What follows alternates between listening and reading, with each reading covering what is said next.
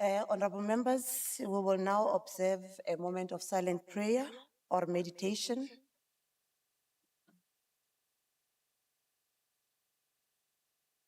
Thank you, honorable members. You may be seated.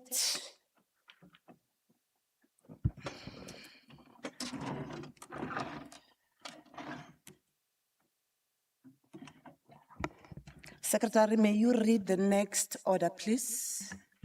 Order number 2, minutes of the previous sittings. 2.1, minutes of the 11th August 2026. 2.2, minutes of the 18th August 2026 for a special sitting. Honorable members, I put before this House the following sets of minutes. Minutes of the 11th August 2026 for adoption. Does the House adopt these minutes? Yes. Yes. Thank you, honorable members. I also put before this House the minutes of the special sitting held on the 18th August 2026 for adoption. Does the House adopt these minutes? Yes. Thank you, honorable members. The minutes are now adopted. Secretary, may you read the next order, please? Order number 3, motions as per Rule 101. 3.1, motions without notice as per Rule 106. 3.2, notice of motion as per Rule 107. Thank you. Is there any member who wished to table a motion without notice? I'm noting honorable members. Honorable Molapisi will be the first, second by Honorable Muhono. Honorable Tsolo will be the third on this item. In that order, honorable members. Thank you very much, Honorable Speaker, and good morning. I rise on behalf of the ANC to move a motion without notice condemning the fatal stabbing of a grade 10 learner from Ikatison Secondary School in Letlhabile Township near Bratz. It is alleged that prior to the incident, the learner had been involved in disagreement with another learner since the previous week. It is further alleged that the two encountered each other in the township outside the school where the deceased was allegedly stabbed. After the fatal stabbing, members of the community reportedly transported the deceased learner to the local clinic, where he sadly succumbed to his injuries. The ANC reiterates that there is no place for violence, drug abuse, sexual harassment, and other criminal acts in school or in communities, and it poses a serious barrier to learning. There is a great focus on the inculcation of values and ethics and of a just and caring society within schools and communities. The ANC views these ills in a serious light because they carry a potential to deprive our learners of their inherent constitutional right to life, education, equality, and dignity.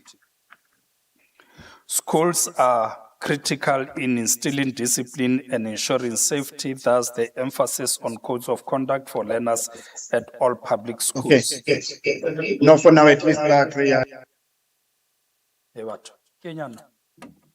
You may proceed, Honorable Molapisi, but I must indicate, Secretariat, that I've just received information that those who are on hybrid, actually there were issues regarding the audio. So if we can fix that particular matter, but it seems like it is fixed. Honorable members will be given an opportunity. Honorable Molapisi is still on the platform. And apologies, Honorable Molapisi. Thank you very much for protection, Speaker.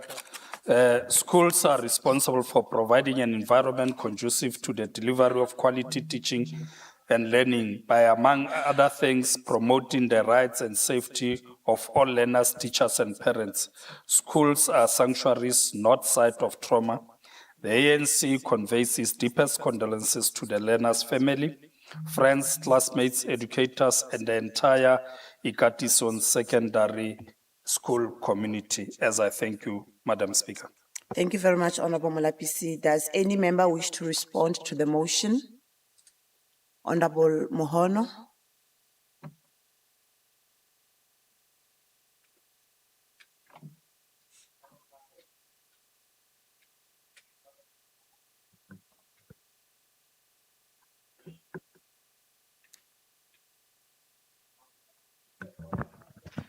My mic is working, Honourable Speaker. I can offer my mic to the Honourable Mohon. Thank you very much, Honorable Speaker. I fully concur with Honorable Molapisi. That is why consistently we call upon our communities to work together with teachers, because this is continuing and we have taken it upon ourselves that we want to get into the bottom of this, that because this thing of bullying doesn't emanate from schools, it emanates from somewhere. But we have requested the officials of the department to keep on supporting the family on the strategy. And we continue to say, may the soul of our children continue to sleep in peace. Thank you, Speaker. Thank you very much, Honorable Mohono. Honorable Stale, are you responding to the motion? Over to you. And if there's any member on hybrid, kindly indicate if you want to respond to the motion. Thank you, Honourable Speaker. And on behalf of the Democratic Alliance, we also extend our condolences to the family of the child who unfortunately suffered his demise. And it calls for a greater focus for the security and safety of learners throughout Northwest schools. And I think the Honourable Desbo Mohono must give attention to improving the safety and security, especially not only at schools, but also to school and from school. But again, our condolences. We are with the family during their time of tragedy. Thank you very much, Honorable Stale. Honorable Holhorn. Chair, no, mine was just to raise my hand to put forward a motion, not to respond. Thank you. Okay, thank you very much. Over to you, Honorable Mohono.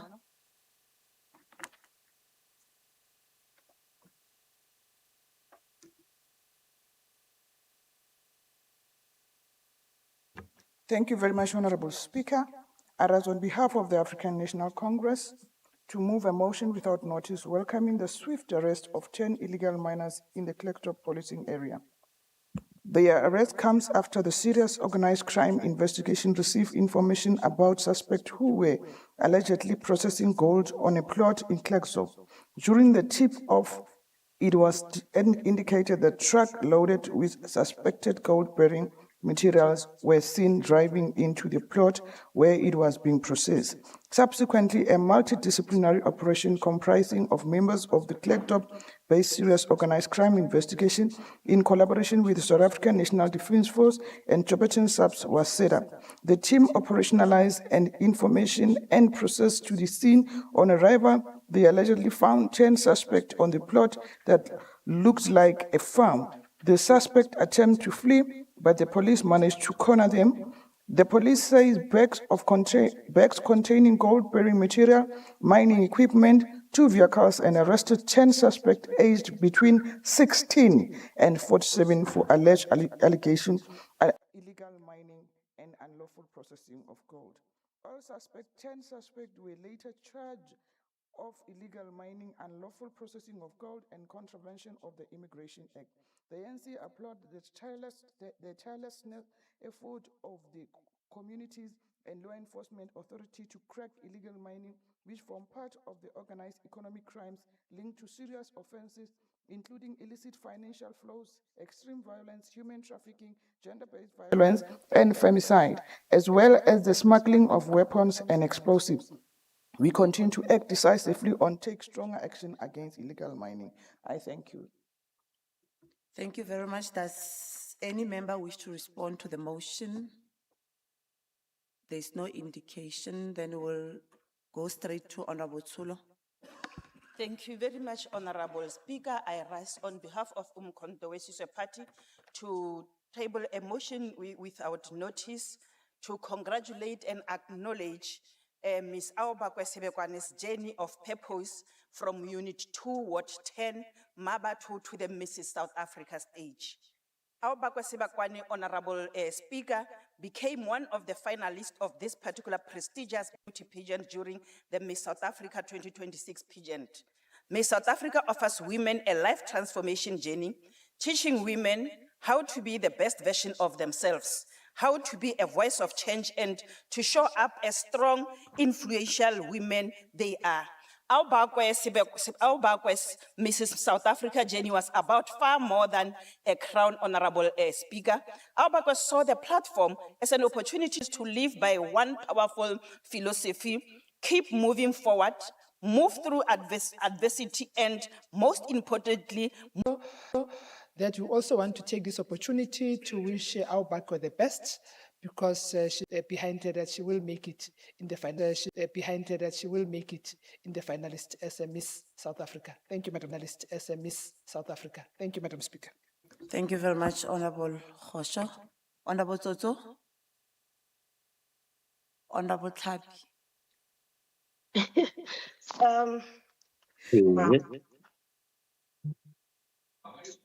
Honorable Speaker, thank you very much. I'm opening my gadget. Can you see me, Honorable Speaker? Yes, we can see you, Honorable Tlhapi. I'm afraid of the kitchen today. Honorable Speaker, I rise on behalf of the African National Congress to move a motion without notice commending the Northwest Gambling Board for successful launching of Blitz program. Blitz initiative is a regulatory enforcement and compliance program designed to increase visibility, inspect licensed operation, and crack down on illegal gambling. Sorry? Through the Okay, you remember now.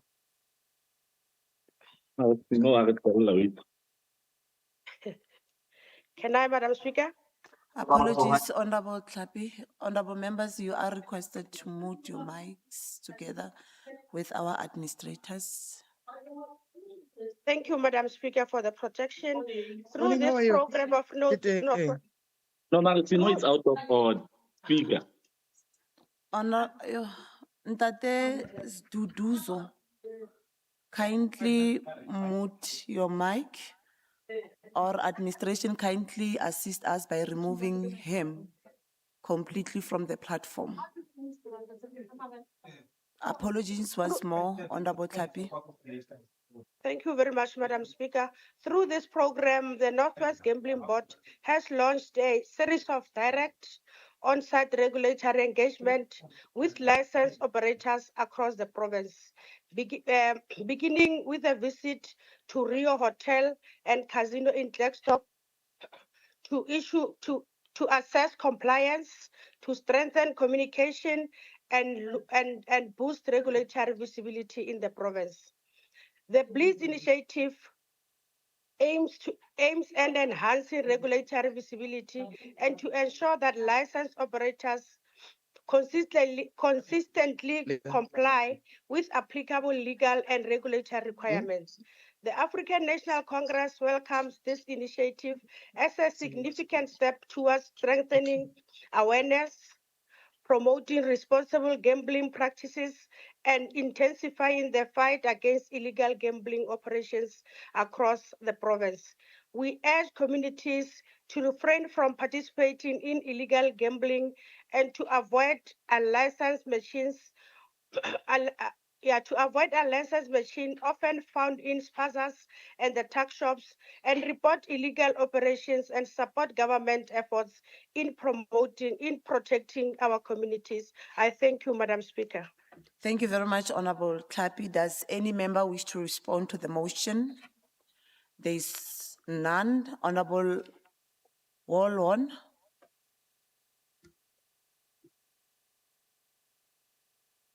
Thank you, Speaker. Honorable Speaker, today I would like to take a moment to wish every matric learner in the Northwest the best of luck as they begin their preliminary examinations. To the class of 2026, you have come a long way to get here. The next few weeks are going to require hard work, focus, and perhaps most important of all, perseverance. These prelims are not just about marks. They are also an opportunity to see where you are prepared and where you may still need to put in some extra work before the final examinations I know that this can be a stressful time. There is pressure from school, from home, and often pressure that you put on yourself. My message to you is simple. Do your best, stay focused, and don't give up when things get difficult. And to the parents, the teachers, and everyone who has supported these learners along the way, thank you. Your encouragement and support can make a tremendous difference at a time like this. To every matric learner sitting for these examinations, believe in yourself. Take one examination at a time. Prepare properly. Get enough rest. And remember that one difficult paper does not determine your future. On behalf of the Democratic Alliance in the Northwest Provincial Legislature, I wish you all the best. Work hard, stay focused, give it your best shot. Good luck, class of 2026. We are rooting for you. I thank you. Thank you very much, Honorable Wall. Any response? Any member who wish to respond? There is none. Then we'll move to Honorable Matuane. Speaker, can you kindly note me? My hand has also been up on virtual. You are protected, Honorable Matuane. You may continue. Thank you very much, Honorable Speaker. Honorable Speaker, I hereby rise on behalf of the Economic Freedom Fighters to table a motion without notice congratulating two students from Daleso TVET College who have been selected to represent Northwest at the upcoming National Alan Gray Entrepreneurial Competition in September this year. Mumpuluki Maboye and Nonofo Gazi were selected at the regional competition wherein aspiring entrepreneurs from Daleso, Vuselela, and Obed College participated and competed across 4 categories, including business ideas, technology businesses, trade businesses, and general businesses. The purpose of the competition was to provide TVET students with the opportunity to showcase their entrepreneurial ideas and create a platform where students could engage with fellow aspiring entrepreneurs. Out of all the participants, Mumpuluki and Nunofo's business ideas was found to be so impressive that they were selected to represent the province at the national competition. Honorable Speaker, the EFF is proud of Mumpuluki and Nonofo and wish them great success in the upcoming national entrepreneur competition. We celebrate opportunities our youth are given to share their brilliant ideas and concepts and the confidence they received when being acknowledged. The EFF will continue to champion the fight for entrepreneurial support, especially for our young people, women, and people with disability. I thank you, Speaker. Thank you very much, Honorable Matuane. Any member who wish to respond to the motion? I can see the hand of Honorable Klapi, or is it a legacy hand? Okay, there is none. Then we'll move to Honorable Sonakile.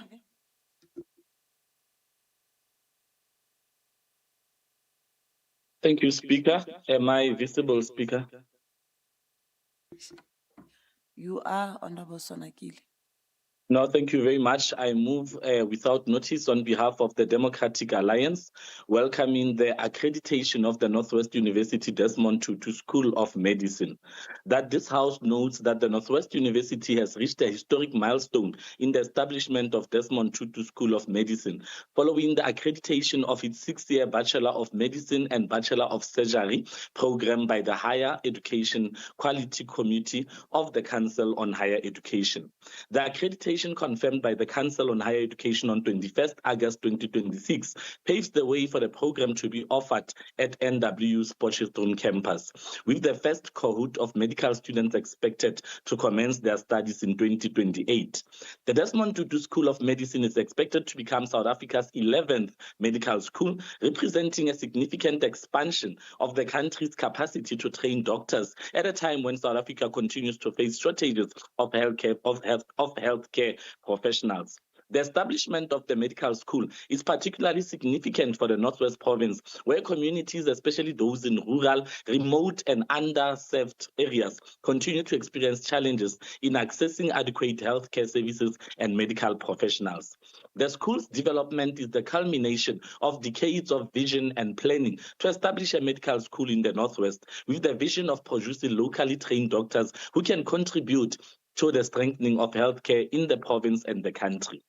The degree curriculum is designed around clinical competence, community-based learning, and social accountability, with students expected to receive exposure to real-world healthcare environments, including rural and underserved communities. The curriculum is further intended to produce doctors who embody values including compassion, justice, integrity, respect for human dignity, and service. The university has already commenced construction of the new medical school facility at its Poch campus, with the facility expected to support the training of the first cohort of students. The development of the school will also strengthen the broader healthcare and academic ecosystem of the province through clinical training platforms and partnerships, including collaboration with the Northwest Department of Department of Health, and planned partnerships with the University of Wits and the National Health Laboratory Services. The next major regulatory milestone is professional accreditation by the Health Professions Council of South Africa, with an accreditation visit planned for February 2027. The Democratic Alliance congratulates the people of Northwest and Northwest University on this historic achievement and expresses the hope that the first doctors trained at the Desmond Tutu School of Medicine will become a lasting legacy of improved healthcare, opportunity, and service to the people of the province and South Africa. I so move.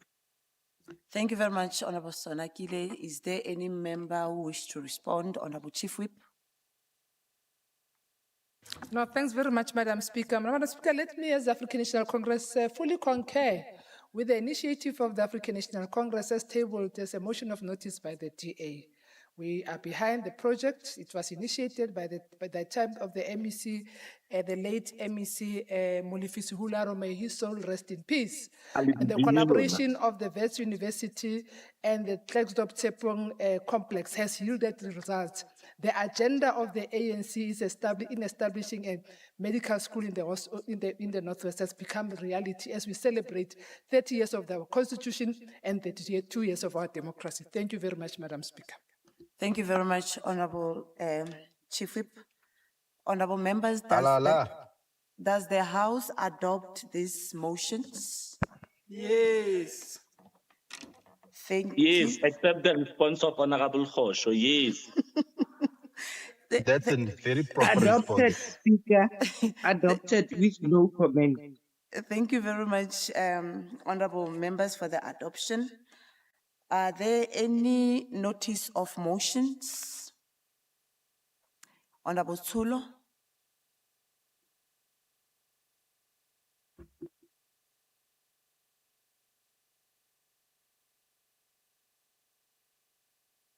Sorry, Honorable, I forgot to submit. Thanks. Okay, no, thank you very much. I've seen also the hand of Honorable Olon. Are you catered? I'm catered, thank you. It was a legacy and thank you. Thank you very much. Secretary, may you read the next order? Order number 4, statements. 4.1, statements by members as per Rule 130. 4.2, executive statements as per Rule 130A. Honorable members, does any member wish to make a statement in terms of Rule 130? Honorable Mathe, Honorable Chief Whip, Honorable Matuane, Honorable Tsulo. I'll go to the hybrid after these four hands in that order, honorable members. Thank you very much, Honorable Speaker. I rise on behalf of the African National Congress to condemn the reported bullying incident involving learners from Tong Comprehensive Secondary School in Khanyetla, which was recently circulated on social media.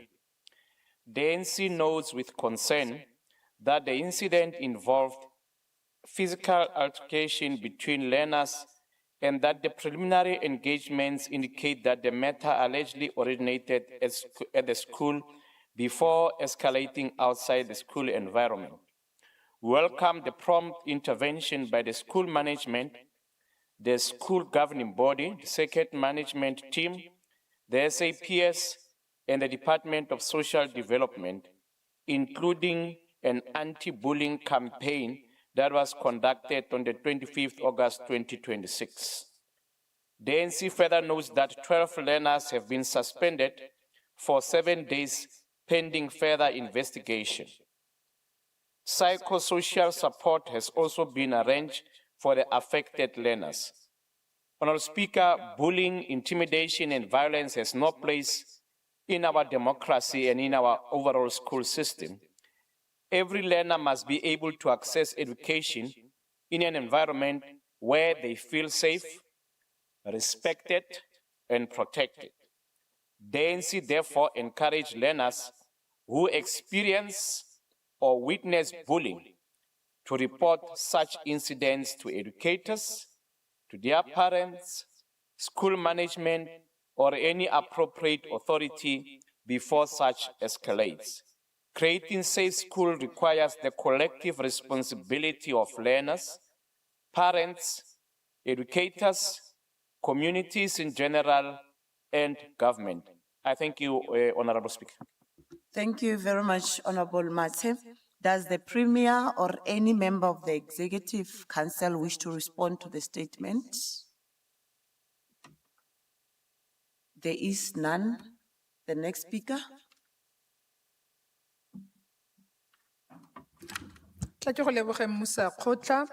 Madam Speaker, I rise on behalf of the African National Congress to recognize the major milestone in the country's history when the South African Reserve Bank launched two commemorative circulation coins honoring women whose courage, leadership, and sacrifice helped shape South Africa's path to freedom, equality, and justice yesterday. The first two-rand coin marks 125 years since Charlotte Maxeke became the first Black South African woman to graduate with a university degree. The second commemorates 70 years since the historic 1956 Women's March, when more than 20,000 women marched to the Union Building to protest against apartheid past laws. The coins form part of the Milestone of Freedom campaign launched by President Cyril Ramaphosa in June 2026 to commemorate key moments in South Africa's democratic journey while strengthening service delivery and promoting social cohesion. Together, the coins place women's stories in the hands of South Africans, ensuring that their courage and contribution continues to travel through communities and across generations. For generations, women stood at the forefront of resistance, organized communities, sustained families during periods of oppression, and made immeasurable contributions to the liberation struggle. Yet, their contributions have too often been overlooked. The launch affirms the ANC's view that our national story cannot be told without recognizing the central role played by women. In 1901, Charlotte Maxeke, at a time when both racial discrimination and gender barriers sought to limit opportunities, she shattered expectations and expanded possibilities for generations of women to follow. Her achievement was far more than academic. It was a declaration that Black women were entitled to knowledge, dignity, leadership, and equal participation in society. Charlotte Maxeke understood the transformation power of education, saying it equips citizens to challenge injustice, participate meaningfully in the economy, and unlock opportunities for personal growth and national development. Madam Speaker, the August 1956 Women's March remains a defining example of democratic participation and active citizenship. Mama Lilian Ngoyi did not become extraordinary because she sought prominence. She became extraordinary because she organized. Mama Helen Joseph did not become a symbol because she pursued comfort. She became one because she embraced sacrifice. Mama Rahima Musa did not leave us a legacy because she accumulated influence. She left one because she invested herself in justice. Mama Lillian Dedricks did not allow education to define her. She submerged herself in the liberation struggle. She used her linguistic powers to organize and facilitate inclusion. Mama Sophia de Bruyn's greatness is measured by the decades she spent ensuring that the story of that march continues to inspire her generations. Through the coins, Madam Speaker, South Africa affirms that it values the courage, leadership, and contributions of women, and that their legacy must continue to inspire future generations. As these coins circulate throughout our country, may they inspire reflection on our shared history and our collective future. May they remind us that freedom was won through struggle, that democracy is sustained through participation, and that equality requires action. We need to continue building a South Africa where women enjoy not only equal rights, but equal opportunities, where vulnerable groups are not merely protected, but empowered, and where economic participation and prosperity are accessible to all. As we honor their legacy, Madam Speaker, we must recommit ourselves to building an inclusive society where women, youth, persons with disabilities, and other vulnerable groups are fully involved in governance, decision-making, and development. The South Africa we see cannot be built by a few. It must be shaped collectively by all its people. We can't leave anyone behind. I thank you, Madam Speaker. Thank you very much, Honorable Chief Whip. Does the Premier or any member of Executive Council wish to respond to this statement? There is none. Then we'll move to Honorable Matuani. No, ke a go leboga, Honorable Speaker. I hereby rise on behalf of the economic freedom fighters to table a member statement concerning the bitter state of PP Paladi Primary School in Extension 2 of Itsoseng, Ditsobotla local municipality, and the mountain of heartless learners are exposed to inaccessing the school daily. Honorable Speaker, the physical state of this school is disastrous. Large parts of the school have been without electricity for years, forcing pupils to learn in dark classroom and staff to cook using gas facilities. Low-hanging electricity cables swing between building blocks, causing a lethal hazard for both learners and teachers. The school has a water crisis that often requires learners to be dismissed. Buckets are used to flush toilets. These are conditions that primary school learners aged between 6 to 12 at minimum are expected to learn in. This is where their foundational learning and understanding of the world and their places it is meant to be facilitated. Adding on to that, the daily commute to and from school of the majority of the school's learners is riddled with potential death threat. Motlotlegi Musa Kgotla, mo e ka nnang diperesente di ka nna 70% ya barutwana ba sekolo seno ba tswa kwa motseng wa Fardwal, mme letsatsi le letsatsi ba tshwanela ke gore ba kgabaganye tsela e kgolo ya Lucas Mangope Highway go ya ko sekolong le go bo. Ga gona matshwao a lekaneng a tsela a bontshang gore bana ba ka kgabaganya go sireletsegile. Motlotlegi Musa Kgotla, once they have crossed the road, the learners must walk through a giant hole capable of washing away any human. This hole receives rainwater from stormwater drainage pipes in the rainy season and often gets filled beyond its own capacity, forcing these learners to find alternative routes to school during those seasons. The hardship these learners endure to access education are too much for any individual. The miracle staffs are expected to perform to protect these young lives are unimaginable. It is unfair for a 6-year-old to maze through electric wires, unmonitored highways, and giant holes every day. As the EFF, we plead to the Department of Education to assist the school with repairing the sagging electricity cables that put those young lives at risk. We plead with the department to ensure that the school gets a secure electricity connection to light up classrooms and other school facilities to learners don't have to learn in the dark. We plead with the department to provide the school with a borehole facility so toilets can be cleaned and flushed and school does not have to be dismissed when there is no water. We plead with the department to partner with the Department of Public Works and Roads to build a bridge over the highway and the giant hole to help learners cross over the Itsoseng road safely. Honorable Speaker, the lives of those children and their right to access education is trampled on daily. The amount of hazard they are exposed to must not be treated as significant.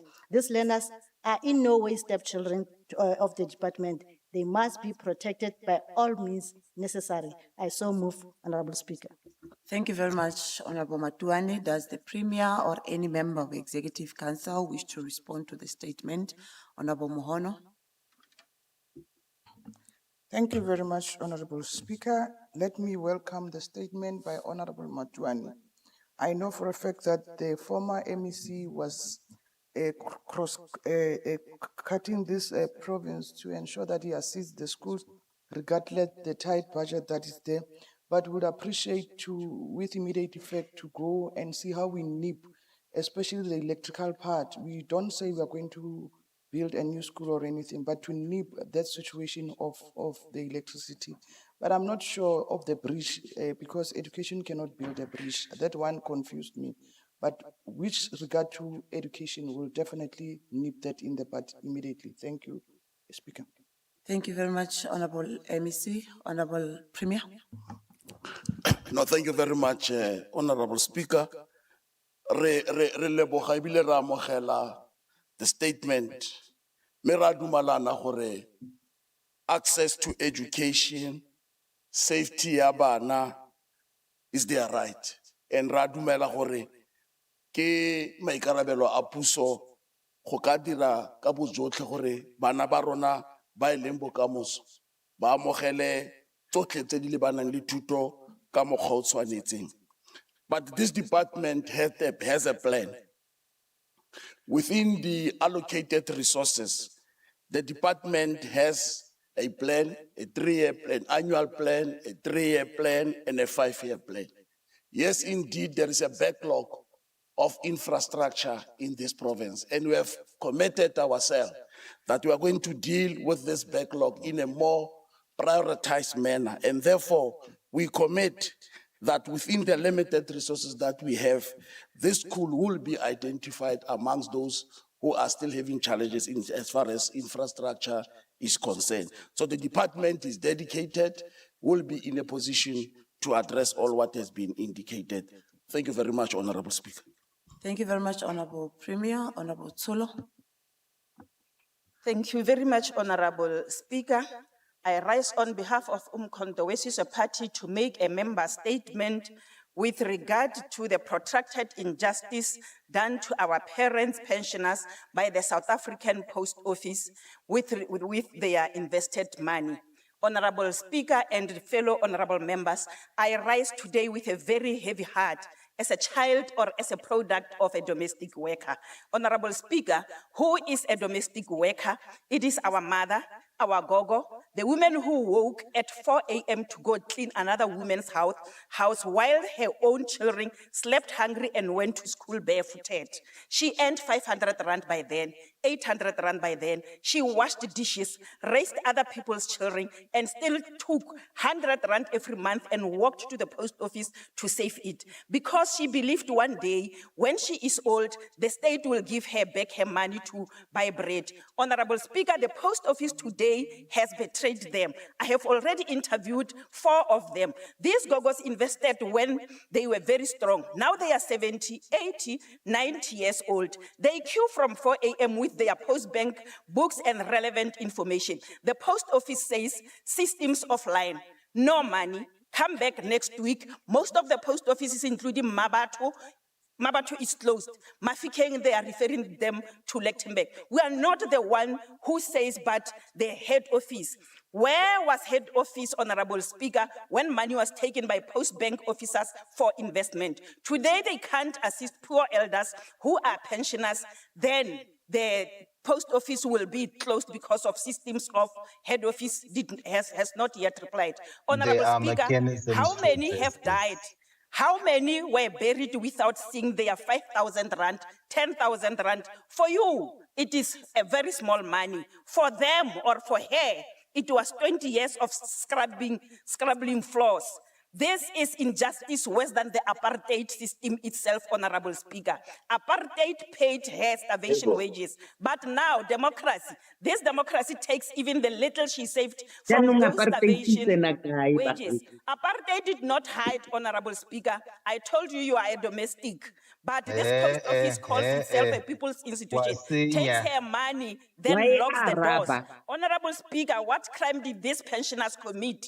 Their only crime is being black, being poor, being a domestic worker and trusting the government. Umkhonto Party, Honorable Speaker, says this cannot happen and we are not going to stand for this. We therefore demand, Honorable Speaker, that post office nor the government should pay them every cent with their interest at some instances, their interests were eaten Your by time people is who up. are not known. Open stations for these particular gogos not to travel to various cities so that they are able to access their money. Those responsible for post offices looting must account, not the gogos. Honorable Speaker, as I conclude, you cannot say you love Madiba, you love freedom, while gogos who fed this nation as domestic workers die poor because the post office ate their money. A country that steals from pensioners has lost its souls. We are saying pay our mothers, pay our pensioners, as I so move, Honorable Speaker, with the noise that they are making. Our pensioners, Take our back the mothers money. are the ones at this particular suffering end, not those who are loud Are you here. done, Honorable Solo? Honorable Speaker, with due respect, I so move. Thank you very much, Honorable Solo. Haka botsa baba. I think we have to agree as the House, honorable members, that when we are engaged virtually, I think administration must take powers over mooting and unmooting so that every member behaves accordingly in this sitting. Members were given opportunity to table their statements. The same applies to Comrade Solo. She is also entitled to do so. That is why there's a portion, the rules actually, they allow us, if you want to respond. But please, I'm pleading with members if we can be orderly, because community members are actually listening to this proceedings. Order, Speaker. Is there any member who wish to respond to the statement made by Honorable Tsulo? Point of Honorable order, Speaker, ha Speaker. ke kgone ho emisa letsogo. Does the Premier or any member of Executive Council wish to respond to the statement? There's none. Yes, Madam Speaker. Rona online ka gare se witse. Honorable Sonakile, you are not executive, you are not the Premier. Can you allow executive a space to respond? Honorable Danji? Thank you very much, Madam Speaker. Let's welcome the statement and to say if indeed our people, especially our elders, are experiencing those challenges, is something that Honorable even us, MEC, can you kindly show your face? I did, Madam Speaker, before I Yeah, spoke, I did. yeah, continue showing your Who out? face. That's easy. But thank you very much, Madam Speaker. I was saying, as I fully support the other parts, excluding the apartheid and the unnecessary issues in the statement, that if indeed there are those cases where our people, especially our elderly, continue to live under those conditions and are exposed, as ANC government, we will never allow this situation. And indeed, as government, we must intervene. But the honorable member must also note that the issues of post office is the competency of the DA, in fact, in national government, is the minister in communications. And we don't have such in the provincial government. But through all collaborations of all sister departments nationally, we'll definitely elevate the matter and make sure that the issues of our elderly in terms of post offices and their pensioners is addressed. Because indeed, most of post offices, Madam Speaker, we must accept, are closed around the Northwest Province, and our people are really suffering. Thank you very much. Thank you very much, Honorable MEC. I'll note the hand of Honorable Dial, followed by Honorable Wallhorn, and followed by Honorable Oliphant, in that order.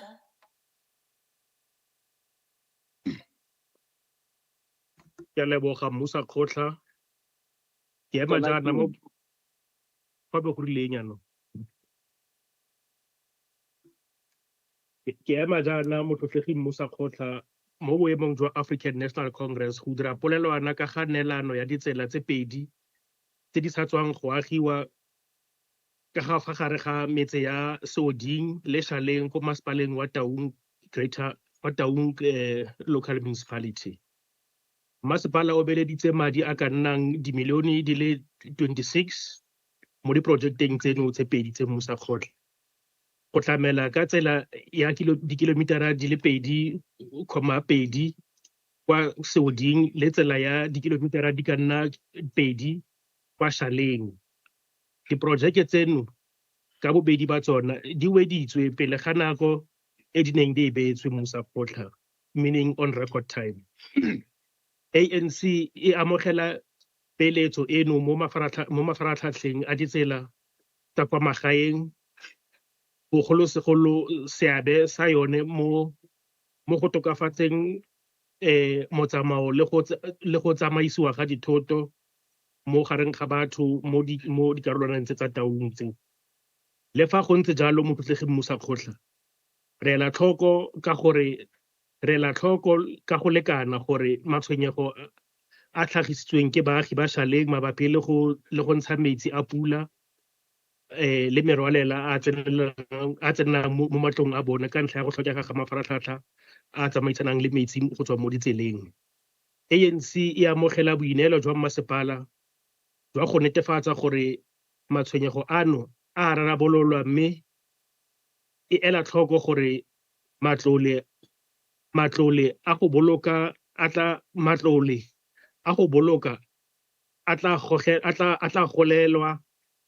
gogelwa rakonteraka fela fa diphoso tse dingwe di ka lemogwa mo nakong e sa fediseng pele kgotsa mo tsamaong ya nako. Mafaratlhatlha a setšhaba ga a tshwanela go wediwa ka nako fela, a tshwanetse go nna botshelo jo bo amogelesegang le go tsibogela ditlhokego tsa baagi ba rona ko mafelong a ba nnang ko ona bogolosegolo ko metseng magaeng ya rona. Ka jalo ANC e amogela ditirelo tseo di neletsweng baagi ba rona ba ko metseng selegae, e ntse e gatelela botlhokwa jwa boikarabelo jwa baagi go tlhokomela mafaratlhatlha ao, tiro ya boleng le tlhokomelo e e siameng ya mafaratlhatlha a setšhaba ke so se se tshwantseng se beiwe ko pele ke puso ya batho ka batho. Ke a go leboga mmusa kgotlha. Go lebogile nna motlotlegi Teale. Is there any member, the Premier or any member of the Executive Council wish to respond to the statement? There is none. Then we'll move straight to Honorable Holhorn. Honorable Speaker, thank you. Honorable Speaker, on 25 August 2026, I, as the DA representative for education, conducted an unannounced oversight visit to Colini Special School following complaints from parents.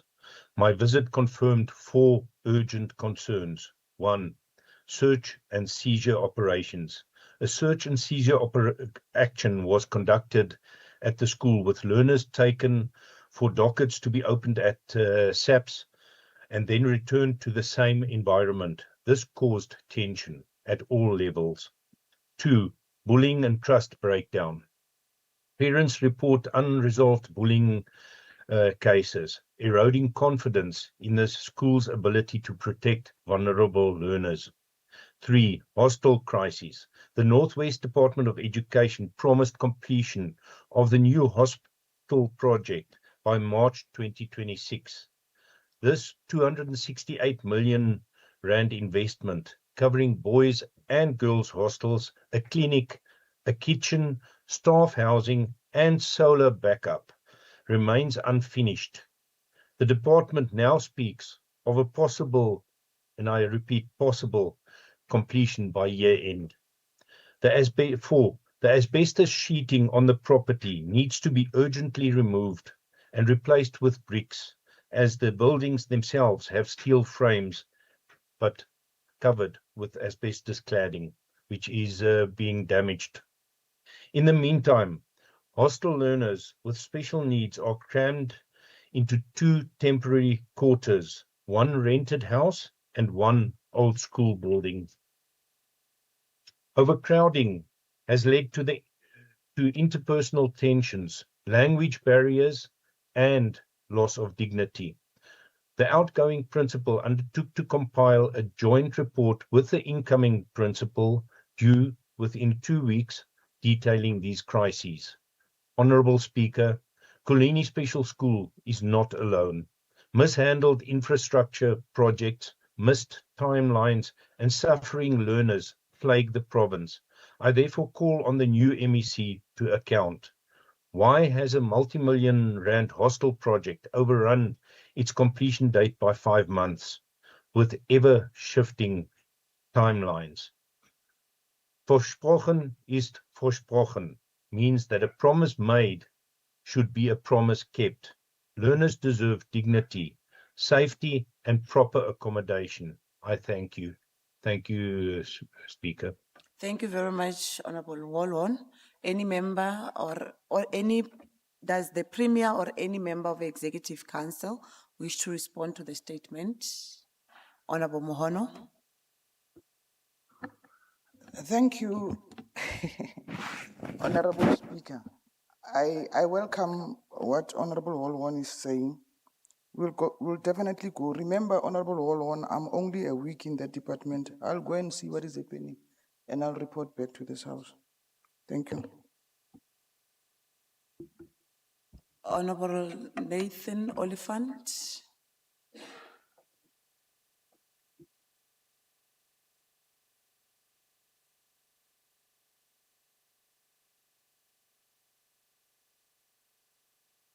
Unmute Honorable Nathan Oliphant. That's why one. Unmute Honorable Oliphant. Thanks, Honorable Speaker. I thought you asked us to behave online. I don't know what is this counter-revolutionary behavior of other members. Honorable Speaker, I rise on behalf of the African National Congress to table a statement welcoming the progressive action taken by the Provincial Treasury to convene all 22 municipalities in the Northwest Province to assess their readiness to submit the 25-26 annual financial statements to the Auditor General of South Africa by the legislated deadline of the 31st of August 2026. This engagement forms part of the province's drive to achieve full, credible and timely compliance with the MFMA. Section 126(1)(a) of the MFMA requires each accounting officer to submit annual financial statements to the Auditor General within 2 months of the end of the financial year. In the 24-25 cycle, 21 of the 22 municipalities in the province submitted their AFS on time, while several of the statements submitted contained material misstatements and were not adequately supported by documentation. As the ANC, we welcome the Provincial Treasury's decision to identify the need for credible financial data and the reduction of the municipalities' reduction on consultants to prepare their statements, which are key areas requiring attention ahead of the 25-26 deadline.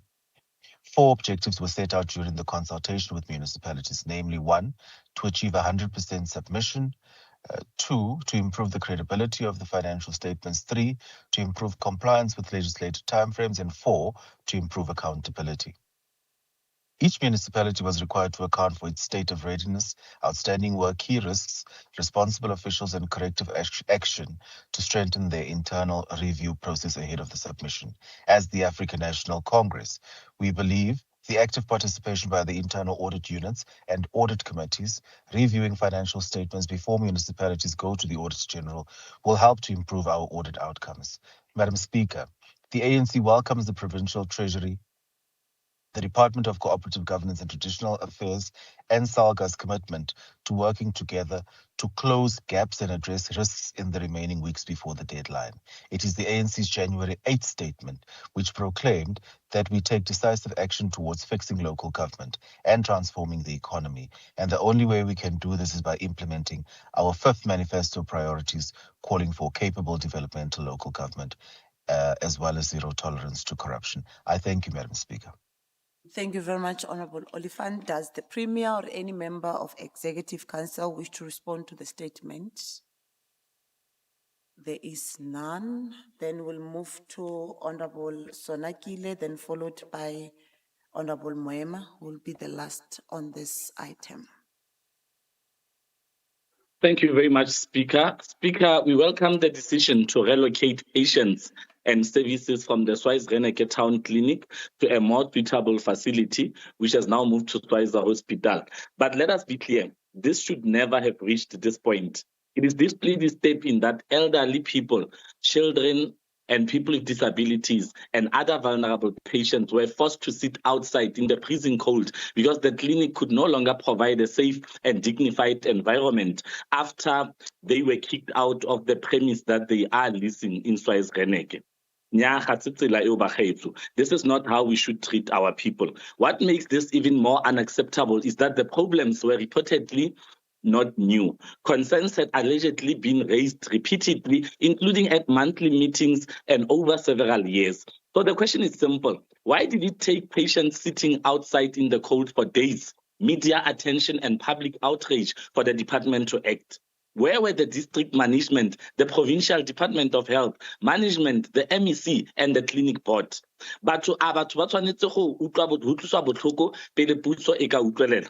our people suffer before government takes action? Relocation addresses the immediate crisis, but it does not answer the accountability questions. We therefore call for an investigation into how long management knew about the conditions, what complaints were received and what action was promised, and why those interventions failed, and whether the clinic board and management structures fulfilled their responsibilities, and whether any officials failed to protect patients and ensure a safe healthcare environment. Re tshwanetse go itse gore ke mang yo neng a itse gore o ne a itse eng le leng mme o dirile eng ka kitso eo. We must know who knew, when they knew it, and what they did. Healthcare is not a favor. It is a constitutional right. Patients should never have to sit in the cold waiting for basic medical care. We welcome the relocation, but we will not welcome the failure that made it happen. The people of Swaziland deserve answers, accountability, and a properly planned permanent healthcare facility. We call on MEC for Health, Ntatele Hari, to commission an investigation and report to this House on the findings, accountability measures, and long-term plans for healthcare services for Swaziland Reneke Clinic. Ga re a tshwanela go emela masitla pele gore re dire se se tshwanetsweng go bo se dirilwe maabane. We should not wait for a crisis before doing what should have been done yesterday. I thank you. Re lebogile motlotleagi Sona Kile. Does the Premier or any member of the Executive Council wish to respond to the statement? Honorable Hare. No, thank you very much, Madam Speaker. I do agree with Honorable Sonagile, but we are now far from the mistake, and we do apologize. And then also, I've already directed the AG to do some investigations, because the challenge was between the facilitator, the operational manager, and the department. MEC cannot be everywhere. There were no communication on time, but immediately when we received that information, we acted. I will bring the report later when we are done with the investigation to legislation. Thank you. Thank you very much, Honorable Hare. Honorable Moema.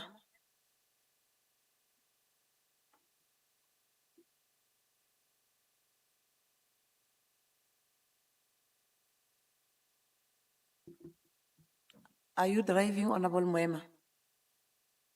I'm not, Honorable Speaker. Okay. Over to you. Kabane Moema. Thank you very much. Thank you very much, Honorable Speaker. Allow me to herewith table a member statement on behalf of the economic freedom fighters regarding the worrisome state of incomplete housing project in the province that continues to plunder from the public purse. Honorable Speaker, in March this year, the Minister of Human Settlements reported that Northwest has 21 stalled, blocked, and abandoned housing projects across the province. Many of these projects were initiated more than 15 years ago, with millions of rand spent on the promise of giving our people homes. Today, unfinished houses of Tsunyani village are being demolished as a result of overexposure to natural elements which have degraded the structural material. The houses have stood incomplete since 2010, when more than 12 million was paid to contractors who the government has blamed throughout 4 provincial government administrations. In the Retani village, the stalled housing project on which 69 million was pledged in 2019 is still without progress, despite the MEC committing to ease the resuscitation in May this year.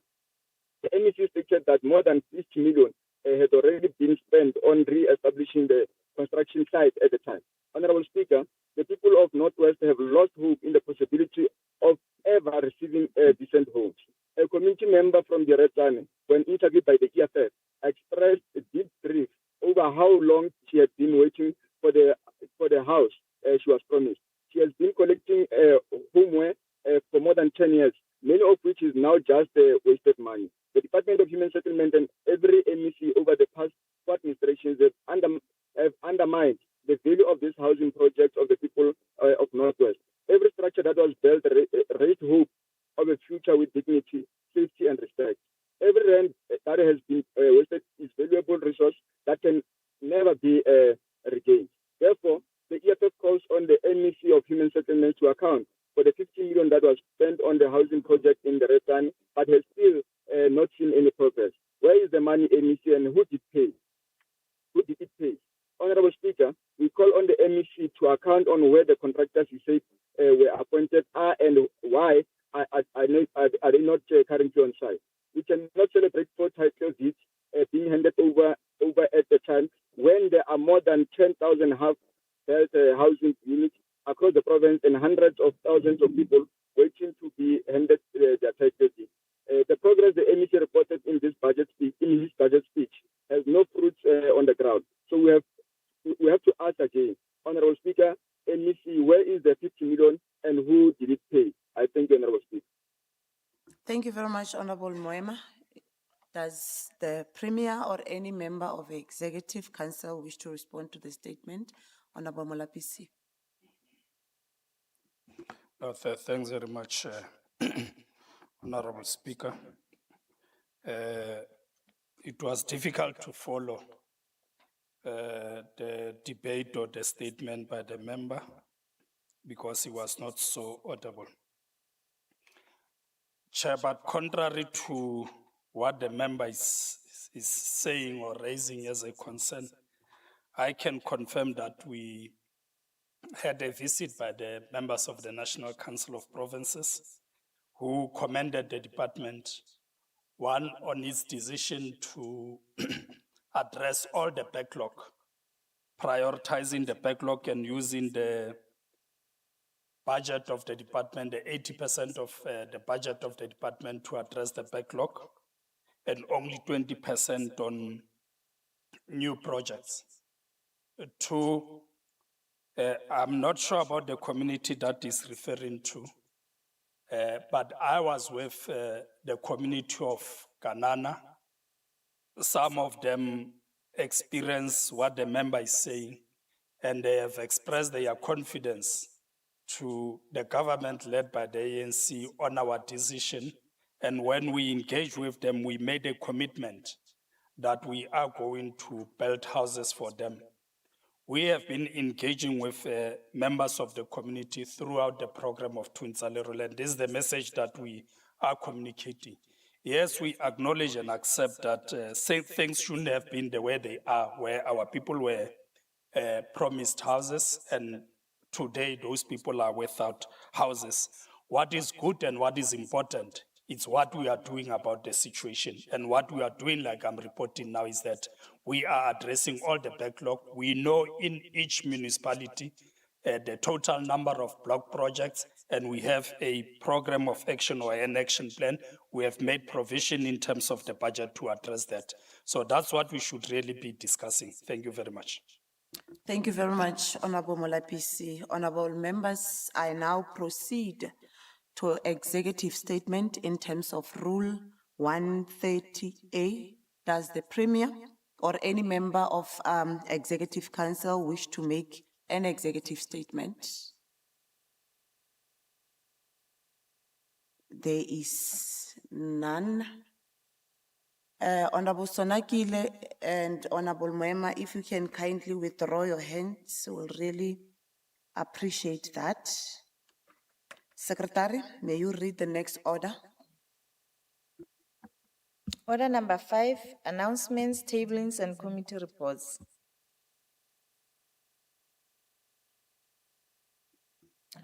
Honorable members, the reports have been tabled through the ATC and referred to the relevant committees for scrutiny and further processing. Committee reports with recommendations were also tabled through the ATC. Does the House adopt the committee recommendations tabled as House resolutions? Yes. Thank you. Yes. All delegates. Thank you, honorable members. Honorable members, the committee recommendations are now adopted as House resolutions. Thank you. Honorable members, the ad hoc committee on the allegations made by the councillor group submitted the report to the Speaker on the 8th of July, 2026, in line with its terms of reference and extended timeframes as adopted by this House. I will request the multi-party whips forum to make a determination on the date on which the report must be considered and the form that the consideration must take. Secretary, may you please read the next order? Order number 6, Premier's oral reply to questions as per Rule 143. Honorable members, I now call on the Premier, Honorable Mokgosi, to reply to oral questions as per Rule 143. Question number 1 is posed by Honorable Sebekwa to Honorable Premier. Over to you, Honorable Premier.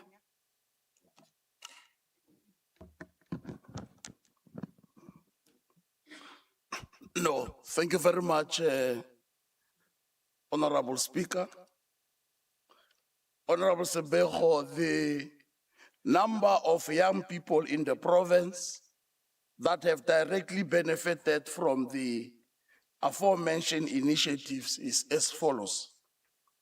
The labor activation plan is 29,340. Basic education employment initiatives, 13,405. The construction sector is 500.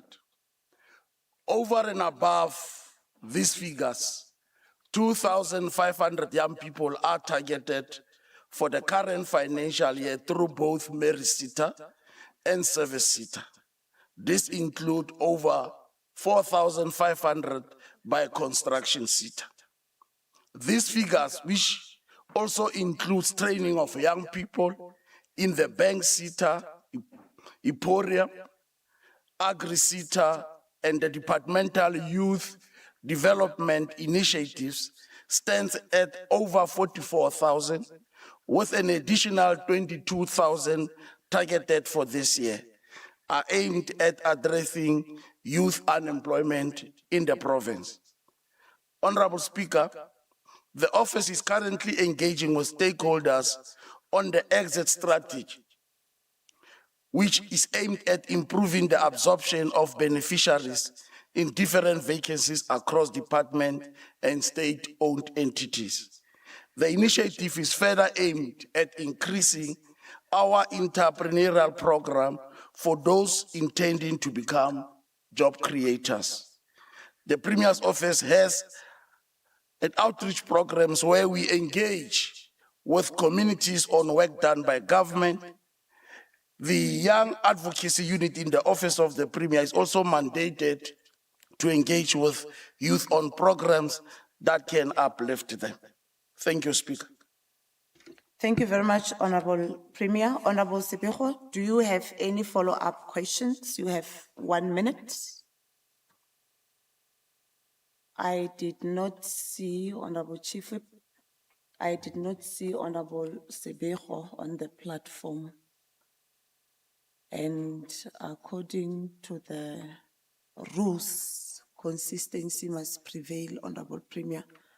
Once the person who posed the question is not part of the sitting, it means that we won't entertain that particular question. Are we in agreement, honorable members? Yes. Okay. Now I will move straight to question 2. Is posed by Honorable Sonakile to the Premier. Honorable Premier. Thank you very much, Honorable Speaker. Honorable Sonakile, the assessment of performance is conducted through a number of approaches. It's not a straitjacket assessment, which probably is the same as an employer-employee relationship. This includes, amongst others, one-on-one engagement with MECs at the beginning of each year and quarterly basis on their performance.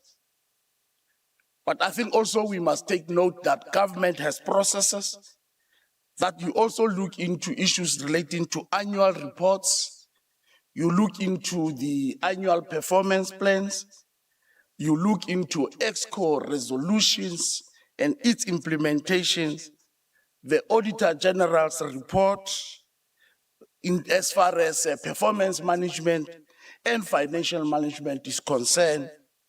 But over and above, for the mere fact we are here today, through a political process, government is a site of struggle, and therefore it's a political environment, and political considerations and decision-making are to a large extent political.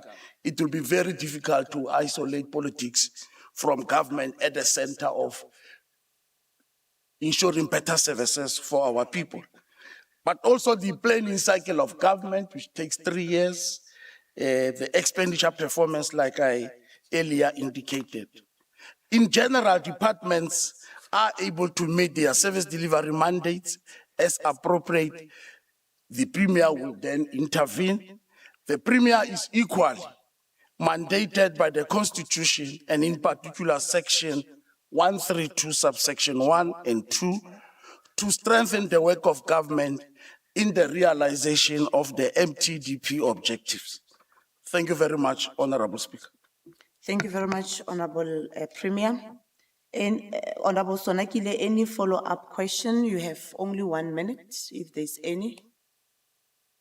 No, thank you very much, Speaker. I actually wanted to raise a point of order, but allowed the Premier to finish off his response.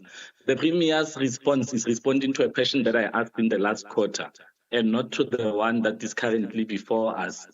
The question that is before us now that I sent as a follow-up to his last response that he gave again now was to say, what do the latest performance assessments of all MECs show?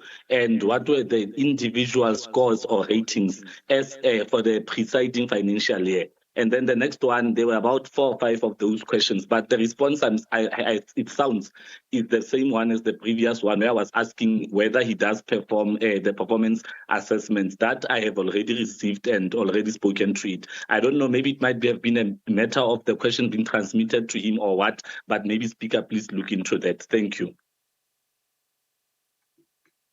The issue will be looked at unless if maybe the Premier wants to respond to such. No, I would appreciate, Honorable Speaker, if the matter will be looked into. The question might be in different sentences and words, but the essence is the same. But I think I agree with you, Speaker, and the suggestion. Thank you very much. No, thank you very much, Honorable Premier. Then is there any member who wish to make a follow-up, but based on the determinations that were made based on this particular question, I am going to propose that we move to question 3, which is posed by Honorable Solo to the Premier. Honorable Premier. Honorable Solo, the academic building in Potchefstroom campus is progressing well and remains on schedule in preparation for the first intake of medical students in 2028. Technical drawings and designs for academic building plans for Klerksdorp Tsepo have been finalized. The Northwest University has received awaited accreditation from Council of Higher Education in April 2026. The Northwest Department of Education has developed a draft resource plan that will be finalized by the end of September 2026 following consultation with relevant stakeholders. The School of Mining Engineering has moved decisively from conceptualization into phased implementation. Important milestones include the donation of land by the Rustenburg local municipality supported by the Northwest provincial government. Moreover, 10 million has been allocated by the Department of Higher Education and Training for feasibility studies.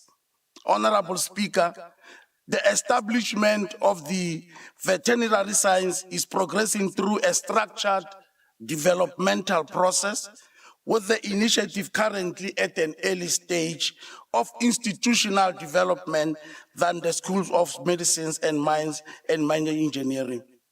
The university present approach is to deliberately establish a strong and functional ecosystem necessary to support efforts towards a sustainable and ultimately accredited veterinary science offerings. This includes, Honorable Speaker, the strengthening of Dale Brien Animal Health Center on the Mahiken campus as a platform for experiential learning, animal health care, disease prevention, reproductive support, and community engagement. During 2025 and 2026, Northwest University progressively expanded its engagement with government, regulatory and international stakeholders around the veterinary science ambition. This work continues alongside the strengthening of animal health training and the university-wider agricultural platform.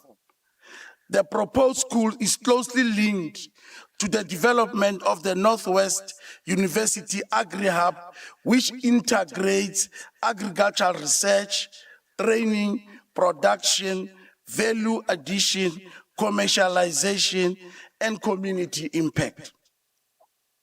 Central to the development of the Agri-Hub is the university's strategic partnership with the Northwest Department of Agriculture, Land Reform and Rural Development, and the Agricultural Research Council and other stakeholders.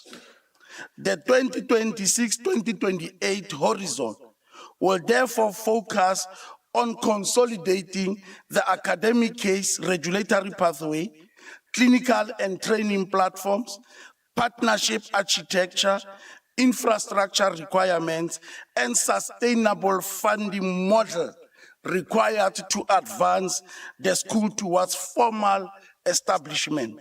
This is necessarily a phased process. Northwest University objective is not simply to announce another professional school, but to establish the institutional, clinical, academic, and financial foundations required for a credible, sustainable, and internationally benchmarked School of Veterinary Sciences. Thank you, Honorable Speaker. Thank you very much, Honorable Premier. Honorable Tsulo, any follow-up question? You've got 1 minute. Thank you very much, Honorable Speaker. Honorable Speaker, I would like to understand as to whether there is a costed implementation plan, as the Honorable Premier has indicated that there is a 10 million that has been set aside for feasibility study, and as to whether this particular plan indicates the completion date of the envisaged institution. Thank you very much. Honorable Premier.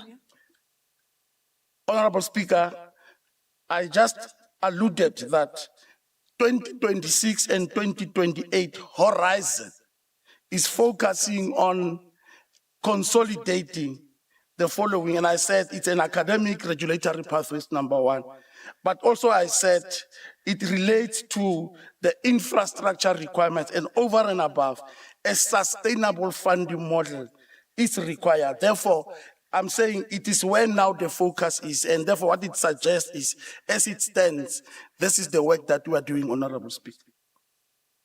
Thank you very much, Honorable Premier. Any member wish to make a follow-up?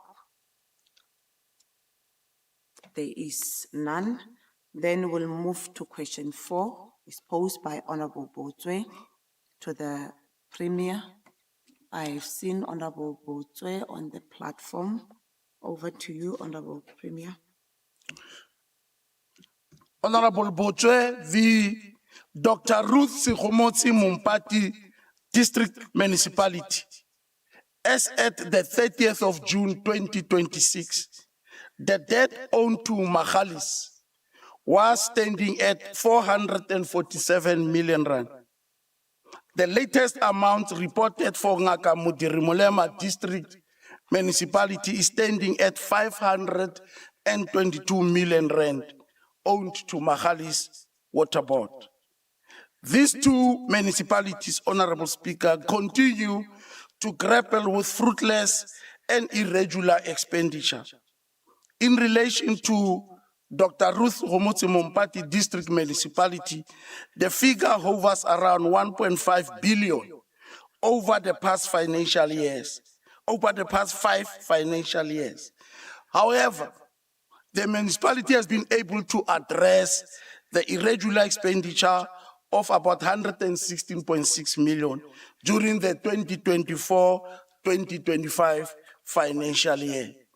The Ngaka Mudirimulema District Municipalities unauthorized, irregular and wasteful expenditure stands at about 10.1 billion over the past 5 financial years.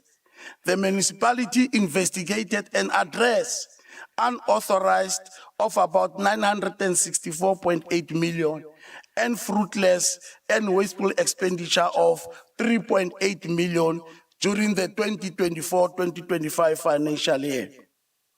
Although the municipality had a decrease in unauthorized expenditure, as well as fruitless expenditure of about 971 million, the increase in irregular expenditure led to an aggregate increase in the total UIF and W expenditure of about 54 million. Both municipalities, Honorable Speaker, must comply with Section 32, subsection 4 of the MFMA in order to allow the MPEX to investigate the recoverability of these monies and make appropriate recommendations to their respective councils. Cases of financial misconduct must be referred to the relevant institution to ensure that they actively perform their statutory responsibilities and make appropriate recommendations to council. Thank you very much, Speaker. Thank you, Honorable Premier. Any follow-up question? Honorable Botwe, you've got 1 minute. No, I'm covered on my side, Honorable Speaker. Thank you very much, Honorable Botwe. Any member wish to make a follow-up? Honorable Moema. Thank you very much, Honorable Speaker. We noted the response by the Premier. However, my concern is that the question, the first leg of it, it says, how does the two municipalities in question, both Ngaka and Dr. Ruth Mumpati, happens to each year owe water suppliers? Now, in the response, the Premier is giving us the plans, is giving us how they must be complying with the necessary legislations and his wishes and so on, but it doesn't necessarily speak to the question of how does this happen on a yearly basis. Much as he's referring to unauthorized irregular expenditures. However, we feel strongly that the reason the question is posed to him is so that he's able to give us a reason as to why is the situation not arrested, particularly because provincial government as well has a responsibility to ensure that they play an oversight role and also support these municipalities in ensuring that they arrest the situation. Maybe if the Premier can tell us why is the situation continuing without being arrested on a yearly basis. Thank you, Honorable Speaker. Thank you, Honorable Moema. Over to you, Honorable Premier. No, thank you very much, Honorable Speaker. The provincial government did intervene, working with the National Department of Water and Sanitation. We, through the Department of Local Government, we have regularly held meetings with the two municipalities, with Makgalis and the National Department. There were clear expressed disagreements as it relates to the invoicing, including the provisioning of water, including infrastructure discussions around whether these monies are acceptable or not to the municipalities. Through the Department of Coxa, we had agreed on a dispute resolution mechanism with the Water and Sanitation Department and Mahalis. And such discussions are ensuing, and these municipalities were refusing to pay precisely because there was a dispute on the actual amounts and the provisioning of the raw water. And we believe at this stage where we are now in a position to report that there has been progress on that, and municipalities are now beginning to accept, and there were clear discrepancies which were found between municipalities and Mahalis, and those things have been resolved. We believe that now the necessary attention will be given to these invoices and payment thereof. Thanks, Speaker. Thank you, Honorable Premier, Honorable Oliphant, and followed by Honorable Babuile. No, thank you very much, Honorable Speaker. And thank you very much to the Honorable Premier. The responses are indeed very adequate. I just want to check because often, Honorable Premier, people, and in particular opposition parties, don't consider the disparity between the technical and non-technical losses, either at the level of the reservoir or on the power line or on the water pipelines, which often causes municipalities not to be able to pay their debt because of that losses. Do we have, Honorable Premier, and we may not have, but I would want to hear from you, do we have any age analysis on the water infrastructure in the province so that we can start working backwards in analyzing how that infrastructure is not only aging, but work on the further assistance through your office with DWS on the losses that we can perhaps curb? Thank you very much, Honorable Speaker. Thank you, Honorable Oliphant. Honorable Babuile. Thank you very much, Honorable Speaker, and greetings, Premier and members. With regards to question 2, ke rata go checka gore in your response, your initial response, you said the impacts of these municipalities will have to investigate the UIFW in these municipalities and maybe way forward as to what needs to be done in terms of recovering the money and so on. In the last 5 years, these municipalities, has they ever done any investigation in terms of the UIFW? And if so, can you provide the report to this legislature with regards to that? Thanks. Thank you very much, Honorable Babuile. Over to you, Honorable Premier. Honorable Speaker, I think we may probably have to agree that that is the information that we may have to go and solicit so that we are able to report accurately whether the impacts in all those respective years, have they conducted specific investigation and reported to councils on, they did, but they never reported to council, or they did not do anything. I think a report can be provided to the House Speaker, including the view that is being raised by Honorable Oliphant on whether the assessment has been done by the water service authorities, which is these municipalities, in terms of the wastage and leakages in the infrastructure, including what is the contribution of the national department in that specific issue. So I think the two can be provided, Madam Speaker, at an appropriate time. Thank you very much. Thank you very much, Honorable Premier. Honorable members will now migrate to question 5, which was sponsored by Honorable Chief Whip, Honorable Hosho, to the Premier. Over to you, the Premier. Thank you very much, Honorable Speaker.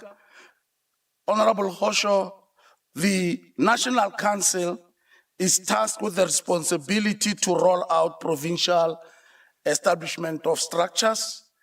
The National Council on Gender-Based Violence and Femicides assumed its term of office from the 1st of August, 2026, and the exact rollout date for the Northwest Provincial Council on gender-based violence and femicide will be officially communicated by the provincial government after interacting with the National Council.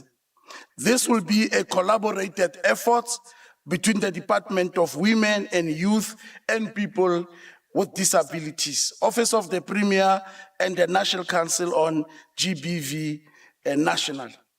It is worth emphasizing that no budget is reinforced at the provincial level. Only 2 departments were allocated budget for GBVF, which is the Department of Social Development and the Department of Health.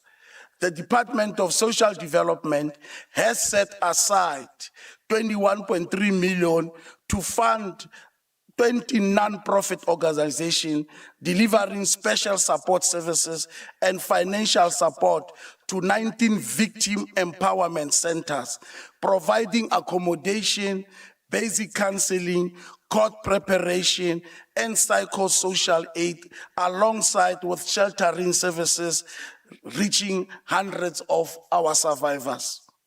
Furthermore, through the Department of Health, we have been able to assist the Komotso Care Centers and the Tutuzelas Care Center services for survivors and victims of GBV to receive emergency medical treatment, trauma counseling, and forensic collection services through these designated health centers.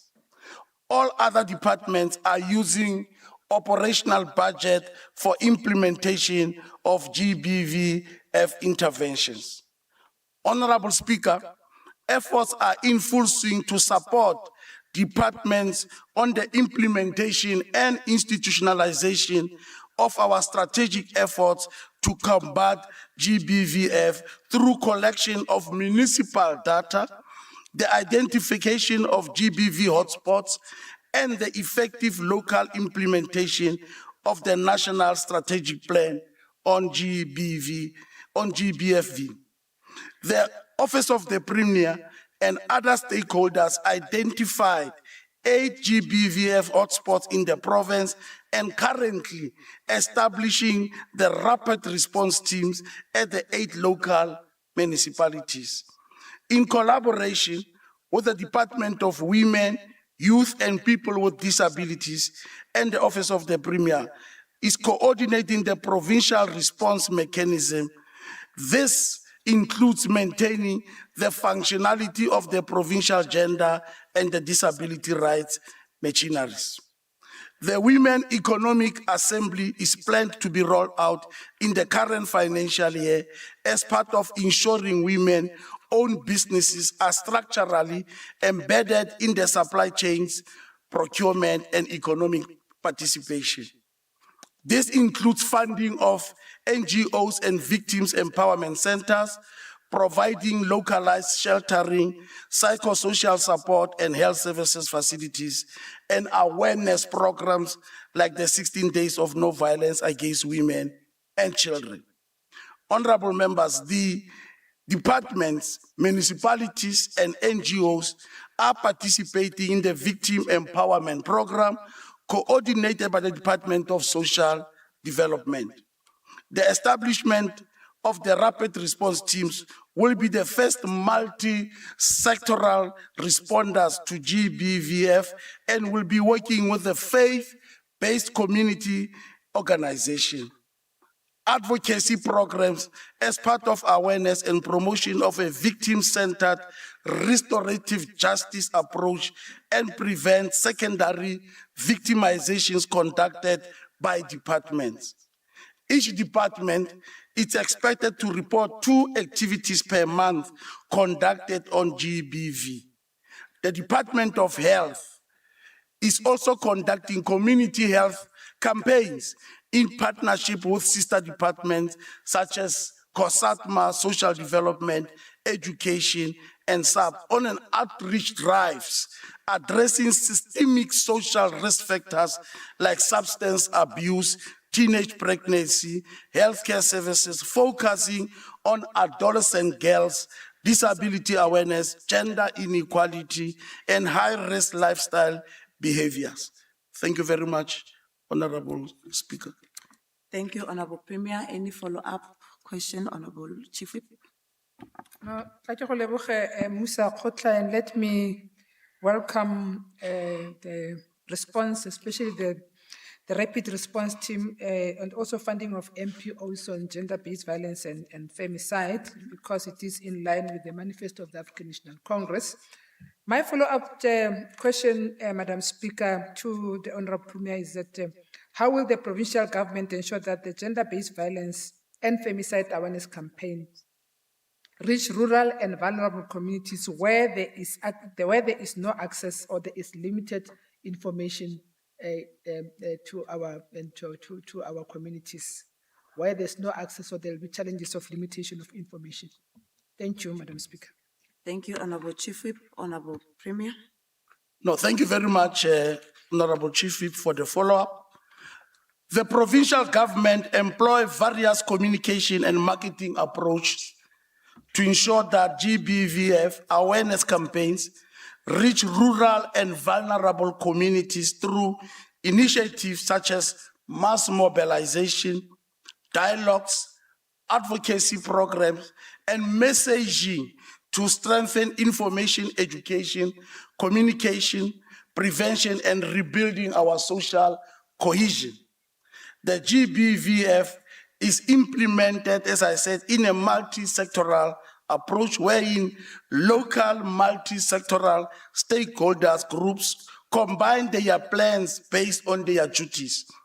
They act as rapid response teams and community brigades. The door-to-door campaigns are also conducted to reach and educate communities directly in their homes and in far-flung areas where services are not easily reached. We also have the mobile clinics that are used for health services where there are no physical infrastructure, working with community health workers to conduct this outreach at local dialogues. The GBV screening services are also conducted by the local clinics as part of the primary health care. The Department of Health, Honorable Speaker, also utilizes multilateral GBV RRT to bridge information gaps in rural and vulnerable areas through direct grassroots mobilization, through their community health interventions, by conducting household visits to distribute pamphlets and safety planning guides where digital media is unavailable. Partnering with local traditional authorities, we are also doing this with the traditional health practitioners, our faith-based organization, and also the funded Komoto care centers are used, including the Tutuzela care centers in our community. Also in community gatherings, we also do interaction with the communities. We also communicate anti-GBV sensitive information to these gatherings. The local healthcare centers are used as information hubs and services centers. In addition, the Department of Social Development, Honorable Speaker, is also implementing what is called ward-based model, where services of such nature are used because we have established in every ward comprising of social workers, community and development practitioners. Local municipalities also do provide victim empowerment program services, advocacies on sexual and reproductive health rights programs, and psychosocial support at local level. The Department of Education is also rolling out a comprehensive sexuality education in schools, targeting learners, teaching curriculum-based method, covering physical, cognitive, and emotional aspects of sex and sexuality in partnership with the Department of Basic Education, the Department of Higher Education and Training, the Department of Health, and the Department of Social Development. Thank you very much, Honorable Speaker. Thank you very much, Honorable Premier. Any member wish to make a follow-up? There is none. Then we'll move straight to question number 6, which was posed by Honorable Steenkamp to the Premier. Honorable Premier. Thank you very much, Honorable Speaker. Honorable Speaker, yes to Honorable Steenkamp. The Premier is aware of the entire judgment and whose contexts are known to public because it's a public document and the order is very clear. It's in the public domain. The Premier respects the order of the court as directed by the presiding judge and support its full implementation. Yes, indeed, the Premier did have a discussion with the MEC as it relates to the legal advice offered. Therefore, on record, for purpose of completeness, there is no dispute in relation to this matter. If the MEC intends to appoint the board, due processes as contemplated by the Act should be followed. Therefore, the appointment should not relate to the substantive board and should relate to the substantive board and not to the interim board. Therefore, the Premier considers this matter as a closed matter as it relates to the board because the court has ordered and all of us should just follow what the law says. Thank you very much, Honorable Speaker. Honorable Steenkamp, any follow-up question? Thank you very much, Honourable Speaker. Premier, the court found that the MEC willfully failed to disclose material information, including the legal opinion and the meeting with you, which is the part of the question that you just answered. So my follow-up question is, do you regard this as acceptable conduct for a member of your executive? And also, if such an adverse judicial finding is not enough to affect your confidence in an MEC, what standard would an MEC have to breach before you would take action indeed, Honourable Premier? Thank you, Madam Speaker. Thank you very much, Honourable Steenkamp. Honourable Premier. Honourable Speaker, I think the Honourable Member Steenkamp should take note that the Premier was a respondent. The MEC was the applicant. And now the applicant decides what information he puts or deposit for whether strengthening his case or whatever. So I would not be in a position to respond to withholding information to the court to his detriment or to his advantage. And therefore it becomes an issue of an applicant. And therefore what matters is government defended the matter. We provided all the necessary information and that act was declared unlawful. And therefore that's where we stand. Thank you, Speaker. Thank you very much, Honourable Premier. Any member wish to make follow-up? There is none. Then we'll migrate to question 7, is posed by Honourable Tsolo to the Premier. Over to you, Honourable Premier. Thank you very much, Honourable Speaker. The Office of the Premier has made progress towards the establishment of a provincial service delivery war room through the development of a detailed concept document that outlines the purpose, governance, arrangements, operating model, membership, reporting lines, and information management requirements of the proposed structure. The concept proposes a provincial service delivery war room that will proactively identify, analyze, and coordinate interventions to address service delivery challenges across the province. It further proposes the establishment of a NEF center that will consolidate information from various sources, including the Batupele call center, community engagement platforms, performance management systems, project databases, and other reporting mechanisms to facilitate, coordinate responses to service delivery concerns that will be raised by our residents. In addition, the proposed service delivery war room framework provides for enhanced monitoring, accountability, and coordinated intervention mechanisms to improve the handling and resolution of services delivery concerns and grievances that will be raised by our residents. Institutional arrangements for the implementation of this initiative are already at an advanced stage, Honorable Speaker. Thank you very much. Thank you very much, Honorable Premier. Any follow-up, Honorable Tsolo? You have 1 minute. Thank you very much, Honorable Speaker. May I kindly request that the Honorable Premier table this in this House within 7 days.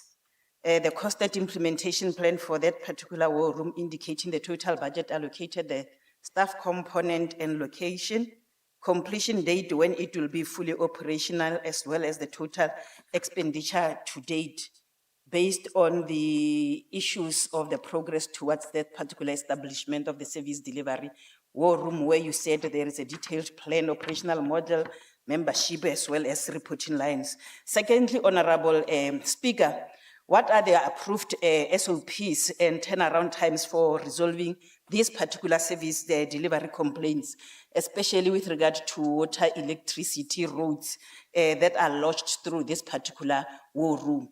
In addition to that particular, Honorable Speaker, how will these particular rural areas like Obakeng, Molatedi, Dwarsberg, Rambamba, Bo, Tosca, Bray, far rural areas access this particular war room?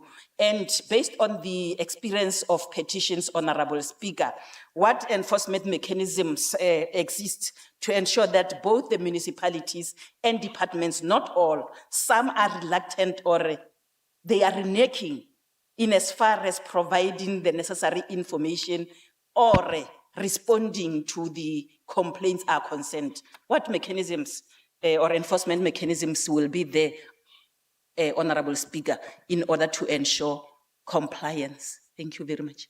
Thank you very much, Honorable Tsolo. Honorable Premier. No, thank you very much, Honorable Speaker. I think I support and agree with what Honorable Cholo is saying. We will in 7 days submit a comprehensive report from what she's requesting of all what I've alluded to, including benchmarked research that we have done, mechanisms on how to standardize and the responses, and therefore I believe that let's do it in that way as she suggested, to provide a comprehensive report on those issues. Thank you. Any member wish to make follow-up, Honorable Moema? And Honorables, let's allow Honorable Moema first, then after the response of the Premier, then you'll be allowed Honorable Mate. No, thank you very much, Honorable Speaker. The Premier, in conclusion of his responses, he says that the implementation of service delivery war room is at the advanced stage, right? That is vague because advanced, we don't know what will that necessarily mean. However, I have a specific question regarding saying, it says the service delivery war room will be linked to a call center. Maybe if I'm to ask a specific question to say, is that call center already operational? If it's advanced, at what stage? Because as a province, we have a trauma of being told about call centers where multi-millions are spent, and you find that it's only shacks that are not even functional. So can we get maybe a response insofar as the state of readiness is concerning that particular call center? Because we don't want the situation of Dr. Ruth Mompati where millions are spent and we go there, we only find a shack. Thank you, Speaker. Honorable Premier. No, thank you very much, Honorable Speaker. Honorable Moema, yes, indeed, the Batupele call center is in place, it's operational. What I was just saying is that we are going to establish what is called a nerve center that consolidates and integrate all forms of various sources, and that includes the current existing call center. Thank you very much, Honorable Speaker. Thank you, Honorable Premier. Honorable Matse. Ke a leboga motlotlegi Mosakgotla. Motlotlegi Tonakgolo, ha re na dipelaelo. Re amogela pegelo e e tlhagisitseng eo ka gore e tla thusa gore batho ba tseye karolo. Sa bobedi, batho e se ka nna babogedi ba ditiro tsa puso ba tseye karolo mo seo. Mme se se botlhokwa ke communication. Ke batla go botsa gore yaanong go goagwang ka gore ga utlwe la reng. Ke kopa go botsa motlotlegi Tonakgolo gore re lete nako e kae gore timeline ya gore tiro yotlhe e be e kopane le gore la go dira yang gore baagi ba tswelele ba utlwe gore le tsamaya kae ka tiro e. Ke a leboga Mosakgotla. Thank you very much, Ka Honorable morayo lo Matse. campaign ka yona. Order, Honorable Sonakile. Honorable Premier. No, thank you very much, Honorable Speaker. The timeline set for the full operationalization of the war room is 1st September 2026. And communities will be kept informed of its progress through various media platforms. Thank you very much, Speaker. Thank you very much, Honorable Premier. We'll go straight to question 8, posed by Honorable Moema to the Premier. Honorable Premier.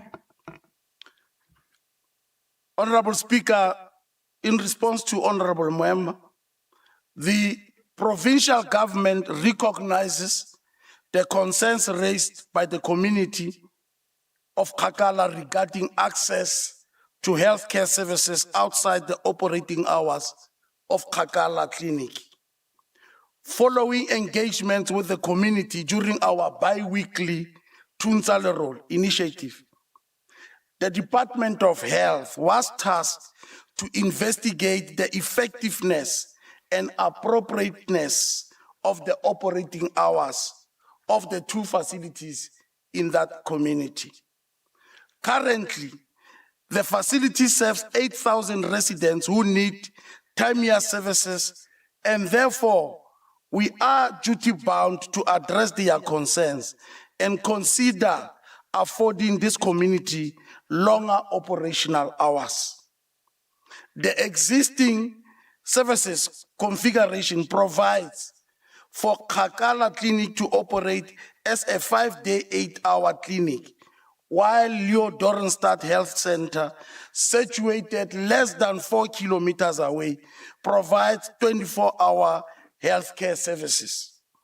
In terms of access to emergency medical services, 7 ambulances are allocated for the entire Mokgosi Hills sub-district. The ambulances are stationed at Nick Bodenstein Hospital, which is 30 kilometers in Volmaranstad, and the response time is monitored and is approximately 30 minutes. Honorable Speaker, the office will continue to monitor the utilization of services at the healthcare center needs of the Kakala community. Where necessary, measures to improve access, referral arrangements, and communication with the community regarding availability of after-hour services will have to be considered by the Department of Health. In our engagement with the community of Kakala through our bi-weekly program of Tunzalore, this matter was sharply raised by the community. And I've since instructed the MEC through his officials that they must investigate the appropriateness and the operating hours of these two health centers, which are less than 4 kilometers away from each other, so that we look at the population, we look at the services, we look at access and determine which one will close at 4, which one will close at 9 in the evening. So, Honorable Member, I fully agree with you.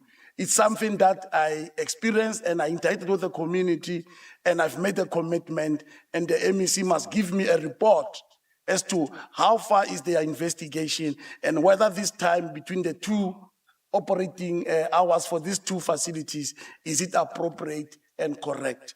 Thank you very much. Thank you very much. Any follow-up question, Honorable Mwema? No, thank you very much, Honorable Speaker. We noted the feedback by the Premier. However, my concern is that the question speaks to the intention. What do you intend to do to provide relief to the concerned communities? Because one, as a province, we have acknowledged, and the report is there, that we are faced with high levels or unprecedented levels of unemployment. Therefore, hence even the background of the question states that our people do not even afford to can even pay transport during the day to go to those clinics. I mean, 30-hour, 30 kilometers or 30 minutes drive in between where the communities reside and them getting access to the clinics, it becomes a problem where we acknowledge that our people are unemployed. Secondly, we have elderly people or persons in our communities. But thirdly, we have women who are faced from time to time with complications when it comes to pregnancy and so on. So while the Premier is saying he's waiting for a report to be provided by the MEC for Health, and secondly, waiting for investigations and also feasibility study to check the possibility of having a permanent solution. In the immediate, what is his intention to provide the immediate relief so that our people do not wait forever while the reports are still investigated? Because investigations also might take forever depending on the complexity of the investigation and also the budget and many other things that might become an obstacle. So in the immediate, what is it going to be done? What is to be done to resolve the issue? Thank you, Speaker. Honorable Premier. No, thank you very much, Honorable Speaker. This matter is urgent because, Honorable Speaker, I fully agree with Honorable Member.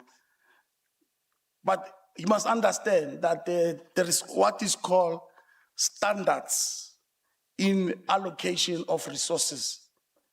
Now, in a catchment area of a community of about 8,000, you'll be told that this clinic it's well located to cater for an area of a community of this number, which is well understood. But the reality on the ground is that that standard that has been put by health, whether is it a national or a provincial standard, has a direct impact in terms of access to our people. Now, the issue here is that there are two centers. One is 4 kilometers from another. Another one closes in the evening. What I'm interested in, and it serves a lesser community. Another one closes at 4. It services a lot of community. Now, what I directed was an assessment should be made. How effective and efficient from 4 o'clock to 9 o'clock in this small community is this service center? And how effective it is from 8 o'clock in the morning to 4 o'clock is this service to this center?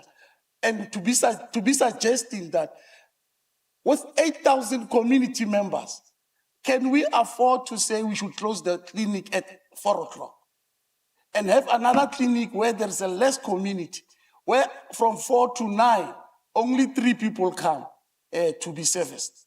So you need not an emotional thing, you need a scientific analysis of data information so that you are able to put a rational decision, either to extend the services at the clinic that is nearer to the community, and or decide to change the operating hours. The one in town where only 4 people attend to be serviced for 3-4 hours before 9 o'clock, they must close at 5 o'clock and relocate all the resources to the people where we've got 8,000 people, but the clinic is closing at 4 o'clock. It's unacceptable. And I'm saying that instruction has been given. It's an urgent matter which the MEC must give a report on that so that we must decide and take a management decision, taking into account the standard in health, in the health sector that has been outlined. Thank you very much, Honorable Speaker. Thank you, Premier. Any member wish to make a follow-up? Honorable Babuile. Thank you very much, Honorable Speaker. Just on a follow-up, when is the Premier intending to implement that which he just said now? What is the timeline? Because we forever say we're going to do this, we're going to do that, but it takes forever. What is the timeline for the shift where the other clinic will then close at 4, where there's no enough community members, and the 8,001 will then open 24 hours? Thank you. Honorable Premier. Honorable Speaker, I said the matter is urgent. As soon as the report comes, a decision will be taken and that will be communicated. It's a commitment I made to the community of Kakala, and I believe the agency, it's noted. Thank you. Honorable Oliphant. Okay. No, thank you very much, Honorable Speaker. Honorable Premier, we know that you are running a responsible government, and whilst we have already debated the matter of 24-hour clinics in the House, can you just give us an undertaking that we will not allow for any UIFNW in the implementation of your decision, so that tomorrow nobody that presses the Honorable Premier hard to say do it tomorrow can come back tomorrow and say that you have wasted state resources? So the question, Premier, is can we just get an undertaking for any funds to be wasted in this carefully considered implementation of your decision? Thank you. Thank you, Honorable Oliphant. Over to you, Honorable Premier. No, I do make an undertaking that serious consideration will be made to avoid what the honorable member is raising. Honorable Speaker. Thank you. Then we'll go to question 9 by Honorable Oliphant to the Premier. Honorable Premier. Thank you very much, Honorable Speaker. Honorable Oliphant, the Tsobotla is one of our priority municipalities in Ngaka Modiri Molema, has received significant improvement in service delivery as a direct result of these interventions. This includes stabilization of the municipality through implementation of Section 154 of the Constitution, in strengthening our efforts to expedite provision of services in the Tsobotla. There are 25 million rand was allocated to the municipality for various infrastructure projects, which encapsulates water and sanitation, electricity and roads maintenance in the areas such as Bladeville, Bisisflay, and Itsoseng. Moreover, one of the flagship projects successfully completed for the benefit of the municipality is the upgrading of Road D933 between Lichtenburg and Galekspan, implemented at a total cost of 446 million rand. Honorable Speaker, as I said, the newly established Provincial Service Delivery War Room and a call center will ensure that the concerns and grievances of residents are resolved timeously because of the strengthened complaint management process. The Office of the Premier has developed also a business requirement for an integrated community engagement platform.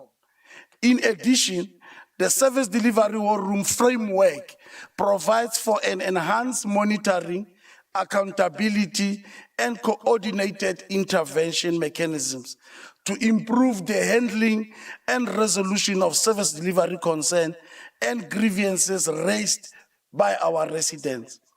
The progress registered by the provincial government highlights significant progress made in improving the quality of lives of the communities, particularly in restoring administrative stability in distressed municipalities, which has renewed hope in the local government.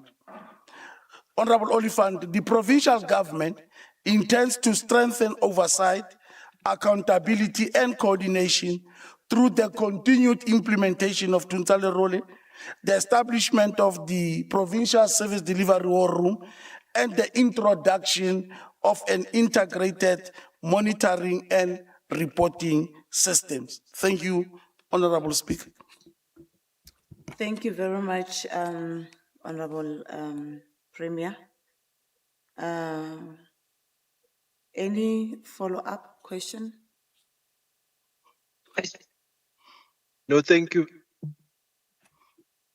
Thank you very much. Thank you very much, Honorable Premier. Indeed, you and the government have done exceptionally well in the turnaround of Ditsobotla, in line with the manifesto of the African National Congress that pledges reliable, quality, and affordable basic services. Babui baka bua, basebi baka seba, but the facts are the facts, and we have seen even members of the Democratic Alliance coming over to the ANC because of your good work. Now, Premier, please tell us, how will the lessons that we've learned in Ditsobotla assist in the learnings be replicated across other distressed municipalities, because you've done an exceptional job as the government of the African National Congress? Thank you very much, Honorable Oliphant, Honorable Premier. Thank you very much, Honorable Speaker.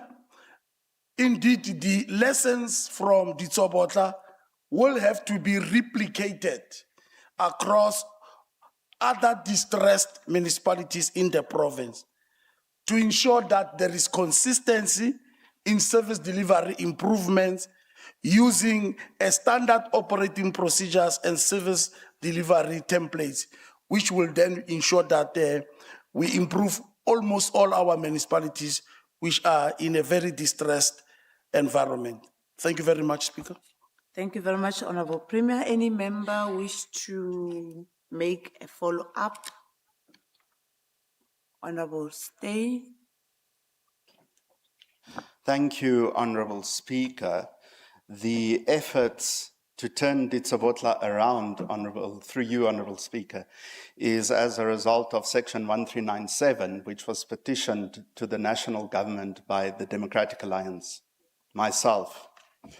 So how would you then claim the success in the stability that has been brought to Ditsobotla when it is the National Cabinet representative appointed you are by not in Venom government. Tlhabisa that is spearheading, working with the Deputy Minister of Finance, Minister Ashur Sarupan, who heads IGR at a national cabinet level, that is turning that around. So don't claim, Honorable Oliphant also mustn't claim here Unfortunately, he successes doesn't have that powers. you have not achieved. He does. He's just like you don't have it. Rata go claima dilonyana lona. Wena o rata ho A le mo nwella moreko pusong, ngwe. a le mo le tla fitlha tsona kile. E so O nnete. bapalla mosebetsing. Premier has been working together with that government. Mo tlogeleng, a lena phawanyana, dula ko khoneng. Ha le bo hlabisa lona. Sorry. On a point of order, honorable members, can we allow honorable MECs, if we can allow members space to raise questions and make follow-ups without being interrupted? Would really appreciate that, so that we afford the Premier an opportunity to respond. Thank you very much, Honorable Speaker. Honorable Stein, claim no easy victories and tell no lies. Okay, look, I thought because we are part of the government of national unity, you will appreciate the good work that the government is doing. South Africa has just one government. We are a unitary state, but we work independently. So it's a joint effort, and the law allows, and it outlines that once these provisions are enacted and they produce no result, this is what you must do. After this one, this is what you must do. So what happened in Ditsobotla was just follow the law, which is provided by the Constitution.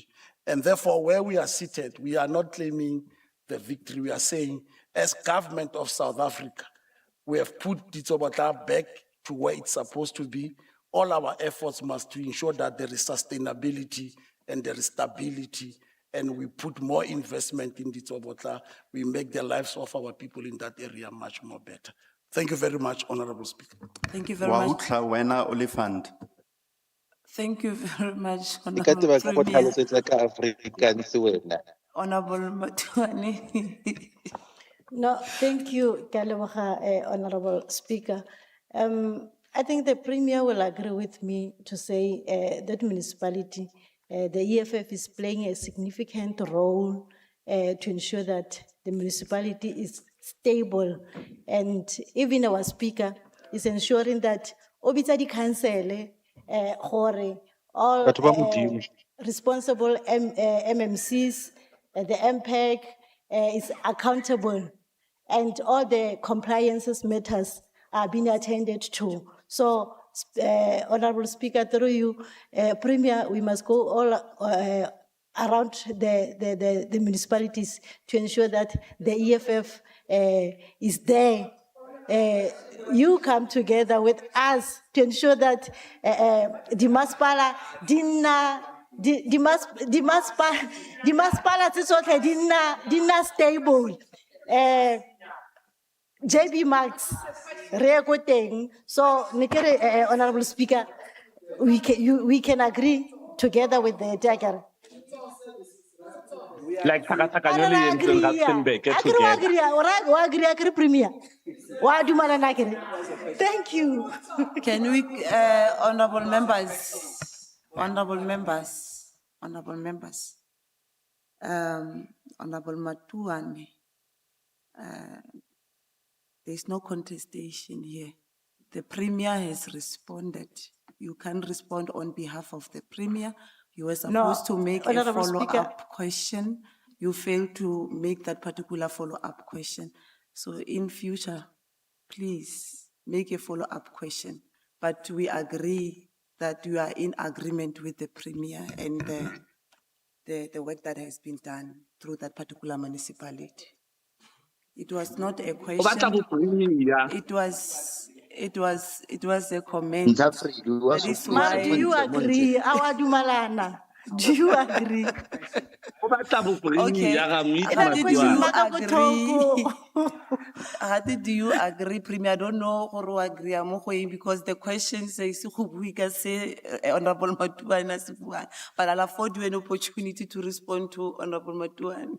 No, thanks, Honorable Speaker. There was no question from Honorable Matuan. Actually, it's vice versa. She's agreeing with me. Yes. Thank you very much. So the Premier appreciate Honorable But you read it again. But So you now read we are it again. No, thank you very much, Honorable Premier. We'll go straight to question 10 that was posed by Honorable Sonti to the Premier. Honorable Premier, Honorable Sonti is currently, she joined us on the platform. Honorable Premier, question 10, Honorable Sonti. Thank you very much, Honorable Speaker. Honorable Sonti, it is of importance to note that the Northwest Provincial Government takes into cognizance key challenges raised regarding refuse collection and illegal dumping sites in the province. In this regard, the Department of Cooperative Governance and Traditional Affairs has launched Clean Cities program across the province. The Clean Cities program operates with a theme, Rata Tikologo ya Gago.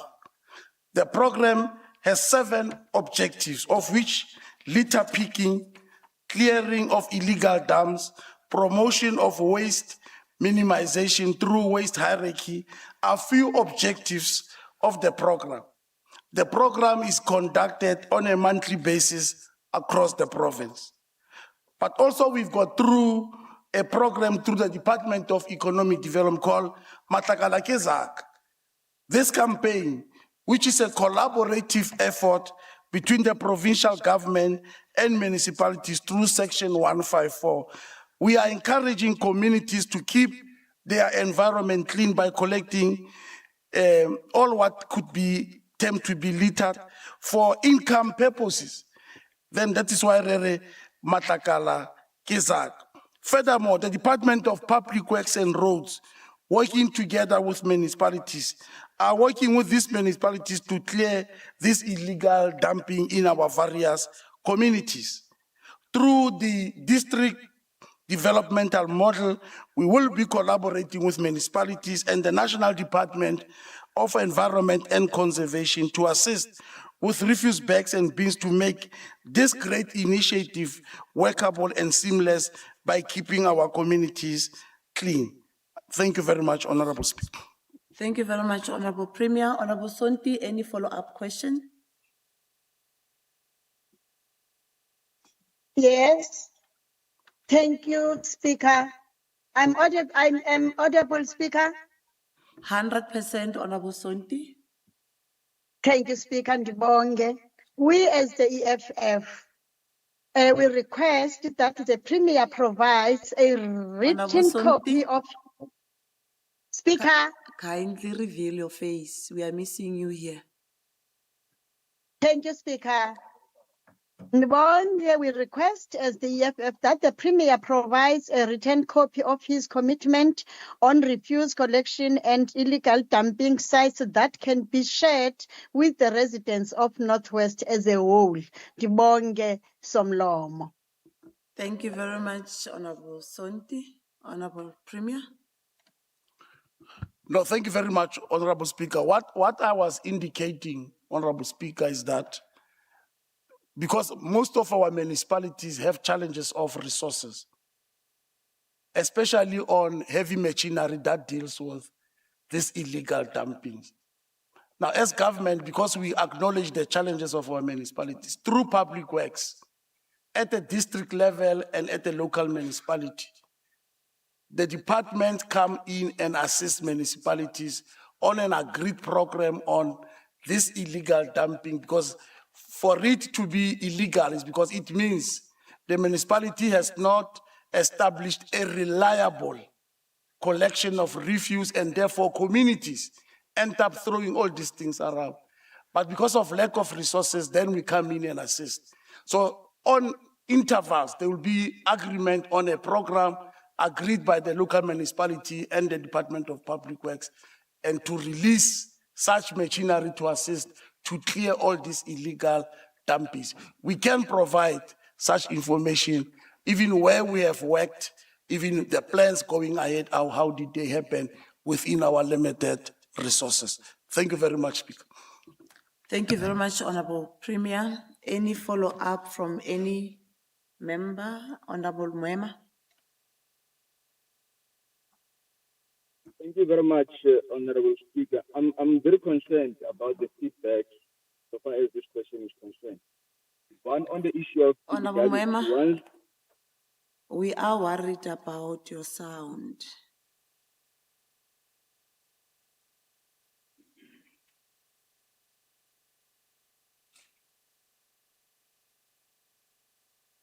You can try again, Honorable Mwema.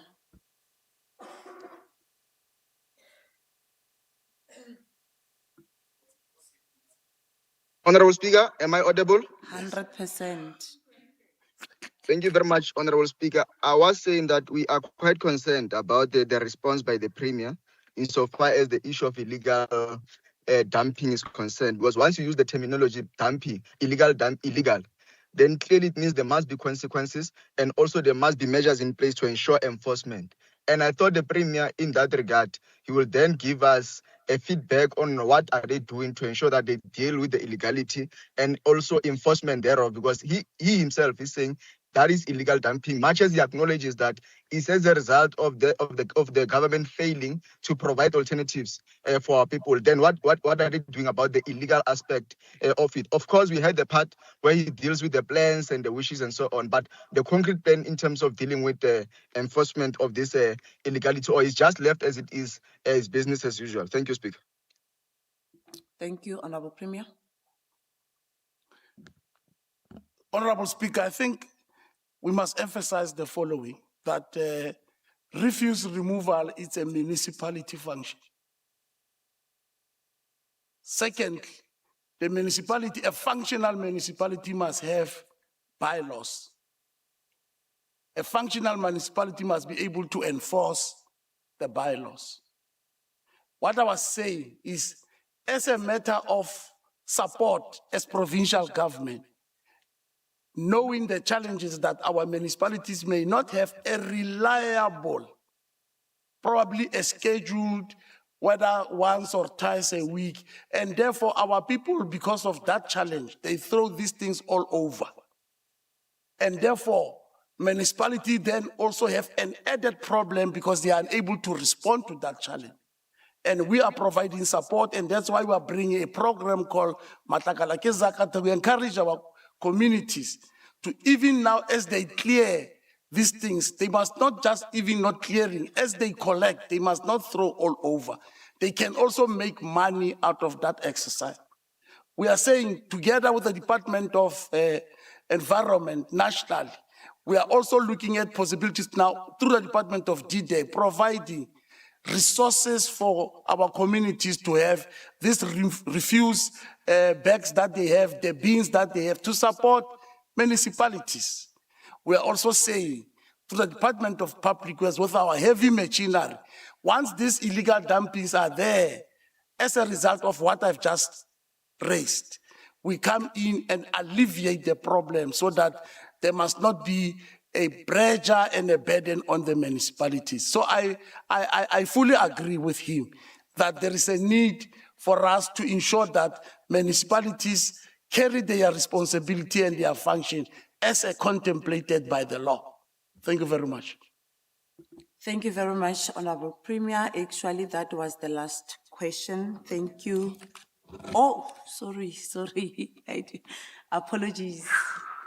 Thank you very much, Speaker. Let me just come in here towards the end so that I'm not silent the entire sitting. Premier, just a follow-up question to the answer that you have provided. The plans that you are rolling out, they do seem to stretch across the entire province. Do they include plans to formalize a landfill site in the Kagiso Mokgosi municipality and to capacitate this municipality to render this basic service, which you have emphasized it is a functionality of every single municipality? Thank you, Premier. Over to you, Premier. Now, Speaker, I may not have the details as it relates to Kagiso Mokgosi in relation to this challenge. But if in a municipality like Kagiso, there is no formalized landfill, then becomes a serious concern. And I think it's something that I take your advice that we need to look into through the relevant department. Thank you very much, Honorable Speaker. Thank you very much, Premier. That was the last follow-up question. Thank you very much. You may take your seat. Before we adjourn the House, honorable members, I need to clarify the issue relating to question number 2 as raised by Honorable Sonakile, which was actually disputed by the very same Honorable Sonakile. This question was not previously dealt with and was submitted by Honorable Sonakile on the 7th of July 2026, meaning that the Premier has actually responded to the correct question. So I hope this clarifies the matter. There is no need for any investigation. The Premier was on point. He did respond to the relevant question that was posed by Honorable Member. I think Honorable Member must go back and refer to his notes in that particular regard. May I also take this opportunity, honorable members, to acknowledge the presence of students from the Northwest University, Mafikeng campus, who are currently studying LLB, BA in Local Government Management, and BA in Public Governance. They are led by Mr. Katlego Babua.